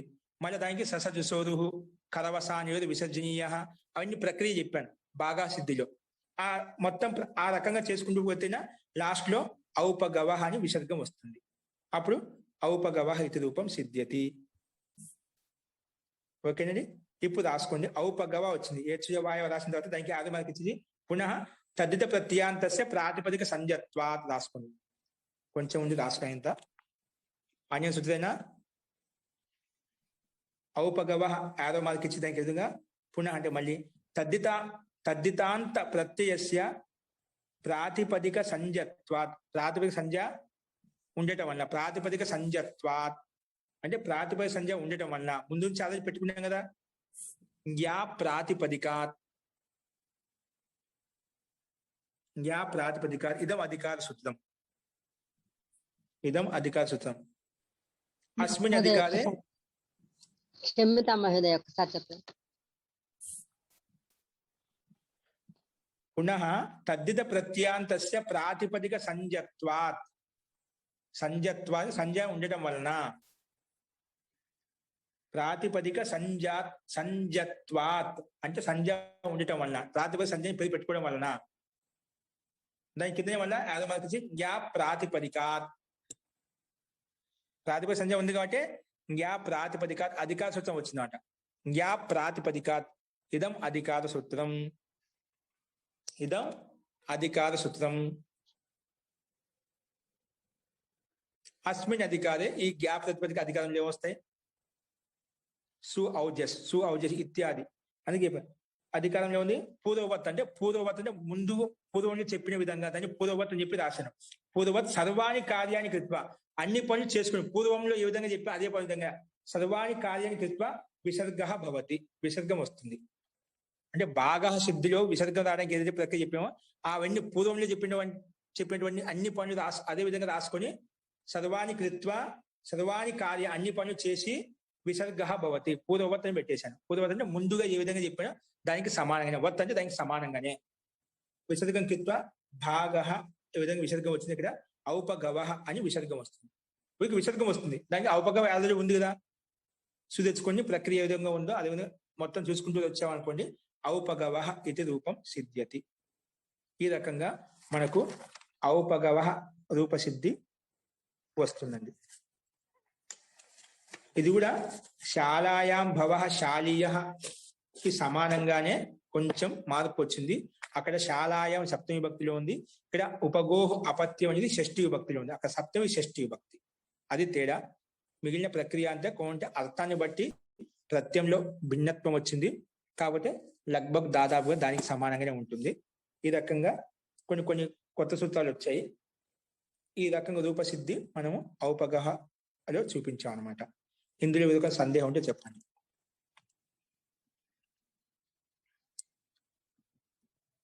ఔపగవ సేమ్ టు సేమ్, దాని పక్కనే ఔపమన్యవ శబ్దం ఉందండి. ఏంటండి ఔపమన్యవ? ఏంటండి దాని కింద మీరు పీడిఎఫ్ చూస్తున్నారు, పీడిఎఫ్ కాదు పరిశిష్టంలో ఉంది. కింద పుస్తకాలు ఎవరి దగ్గర అయితే ఉన్నాయో వాళ్ళలో రూపసిద్ధి పరిశిష్టంలో ఉంది. కిందే ఉందండి ఔపమన్యవ ఉందా. ఇसी ప్రకారం అంటే ఇదే విధంగానే ఉపమన్యు శబ్ద సే ఉపమన్యోర్ అపత్యం ఔపమన్యవ ఉపమన్యు నామ్ వ్యక్తిక పౌత్రు. ఇక్కడ ఏంటంటే ఉపమన్యు, అక్కడ ఉపగు అని పేరు గల వ్యక్తి యొక్క సంతానం అని చెప్పాము. ఇక్కడ ఏమంటున్నాం ఉపమన్యు అని పేరు గల వ్యక్తి యొక్క సంతానం అని చెప్తున్నాం. ఉపమన్యు అని పేరు గల వ్యక్తి యొక్క సంతానం, అర్థమైందండి. అక్కడ పేరు మారింది అంతే. అక్కడ ఉపగు అని పేరు పెట్టుకున్నాం, ఉపగు యొక్క సంతానం చెప్పాము. ఇక్కడ ఉపమన్యు యొక్క సంతానం అంటున్నాం. అక్కడ ఉపగు యొక్క సంతానం ఉపగోహ అపత్యం అని చెప్పాము. ఇక్కడ ఉపమన్యు కాబట్టి ఇది కూడా ఉపమన్యు ఉకారాంతమే. ఉపగు ఏ విధంగా అయితే ఉకారాంతమో ఇది కూడా ఉపమన్యు అని ఉకారాంతమే. సేమ్ అదే విధంగా నడుస్తుంది. అక్కడ ఉపగోహ అని చెప్పాము, ఇక్కడ ఉపమన్యో అపత్యం, ఉపమన్యు యొక్క సంతానం. ఉపగు యొక్క రూపసిద్ధి ఏ విధంగా అయితే చూపించాను, సేమ్ టు సేమ్ ఉపగు స్థానంలో ఉపమన్యు అని పేరు పెట్టుకుంటాం. మిగిలిన ప్రక్రియ A to Z ఎలా ఉందో అలాగే మొత్తం అదే విధంగా రాసుకొని రావాలి. రాసుకునే వాళ్ళు పేరు పెట్టి పంపించండి. కాకపోతే ఏంటి విశేషం అంటే ఒక్క సూత్రం వచ్చింది. ఇక్కడ మనకు అన్ ప్రత్యయం ఏదాంతో తీసుకొచ్చామండి, అన్ ప్రత్యయం ఏదాంతో తీసుకొచ్చాం. అన్ ప్రత్యయం ఎలా వచ్చింది, ఉపగోహ అపత్యంలో అన్ ప్రత్యయం తీసుకొచ్చాం కదా. అన్ ప్రత్యయం ఏదాంతో వచ్చింది, అన్ ప్రత్యయం లోపం చేస్తుందండి. అన్ ప్రత్యయం ఏదాంతో వచ్చింది, ఏ సూత్రం చేత వచ్చింది.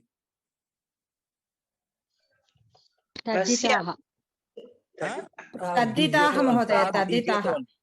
తద్దిత అని అన్ ప్రత్యయం తద్దిత వచ్చిందా పేరు పెట్టింది తద్దితం అని.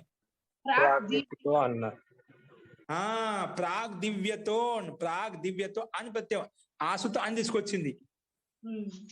అదేనా, ఇక్కడ ఆ సూత్రాన్ని తీసేసి ఉపమన్యు అపత్యం ఇక్కడ కింద ఇచ్చాడు.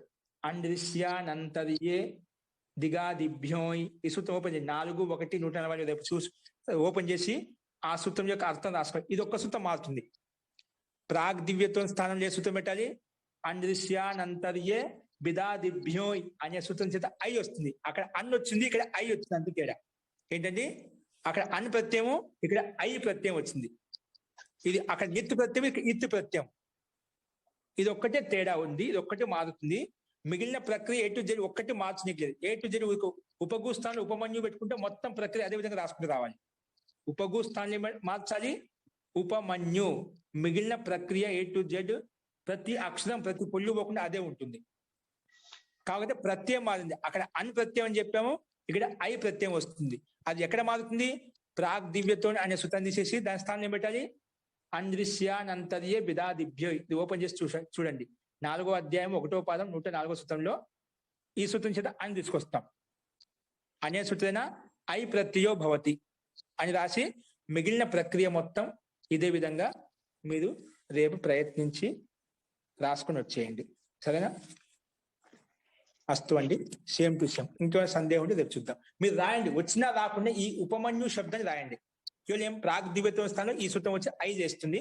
మిగిలిన ప్రతి ఒక్కసారి రఫ్ లో కానీ మీరు రాసిన వాళ్ళు నాకు పంపించండి. ఏ విధంగా రాశారు తప్పైనా పర్వాలేదు, కానీ రాయండి, రాయడం రావాలి మీకు.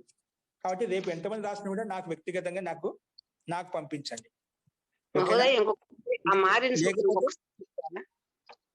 ఏంటండి సూత్రం అడ్డి చెప్తారా? 4:1 100 104 సరే అమ్మా. జీ ఒక పని చేయండి, అదొక్క సూత్రము మీ బుక్ ఓపెన్ చేసి అదొకటి ఫోటో కాపీ పంపించండి. అదొక సూత్రం యొక్క ఫోటో కాపీ బుక్కులు లేని వాళ్ళకు కొంచెం చూసుకోవడానికి వీలుగా ఉంటుంది. బుక్కులు లేని వాళ్ళకు అదొక సూత్రం యొక్క పీడిఎఫ్ అది ఫోటో కాపీ తీసి పంపించండి అర్థ సహితంగా. అర్థం గ్రూపులు పెడుతుందండి. ఓకేనా? రేపు ప్రయత్నించండి. ఆ రూపసిద్ధి మొత్తం ఉపగు అపత్యం ఔపగవ ఎలాగుంది ఇక్కడ? ఉపమన్యోర్ అపత్యం ఔపమన్యవ. ఉపమన్యు పేరు అంతే, అక్కడ ఉపగు పేరు, ఇక్కడ ఉపమన్యు అని పేరు. ఉపమన్యోర్ అపత్యం ఔపమన్యవ. సేమ్ అదే విధంగా రేపు రాసుకొని వచ్చేసేయండి. రాసిన వాళ్ళు గ్రూపులు పెట్టండి. గ్రూపులు పెట్టిన పర్వాలేదు, వ్యక్తిగతంగా నాకు పెట్టిన పర్వాలేదు. చూద్దాం ఎలా వస్తుందో, ఎలా రాస్తున్నారు. నాకు మీరు రాస్తే మీ మానసికంగా ఏ రకంగా ఆలోచిస్తున్నారో నాకు తెలుస్తుంది. మీ పద్ధతి ఏ విధంగా ఉంది, మీరు ఏ విధంగా ఫాలో అవుతున్నారు నాకు తెలుస్తుంది అన్నమాట. అస్తు ప్రయత్నించండి, తప్పైనా పర్వాలేదు. ఓకేనా? అస్తు అండి. ఇంకేమైనా సందేహాలు రేపు చూద్దాం. మంత్రపాఠ. ఓం సర్వే భవంతు సుఖినః, సర్వే సంతు నిరామయాః, సర్వే భద్రాణి పశ్యంతు, మా కశ్చిద్ దుఃఖభాగ్ భవేత్. ఓం శాంతి శాంతి శాంతి. నమః. ఓం ధన్యవాదः ఆచార్యः మహోదయः. నమస్తే మహోదయ.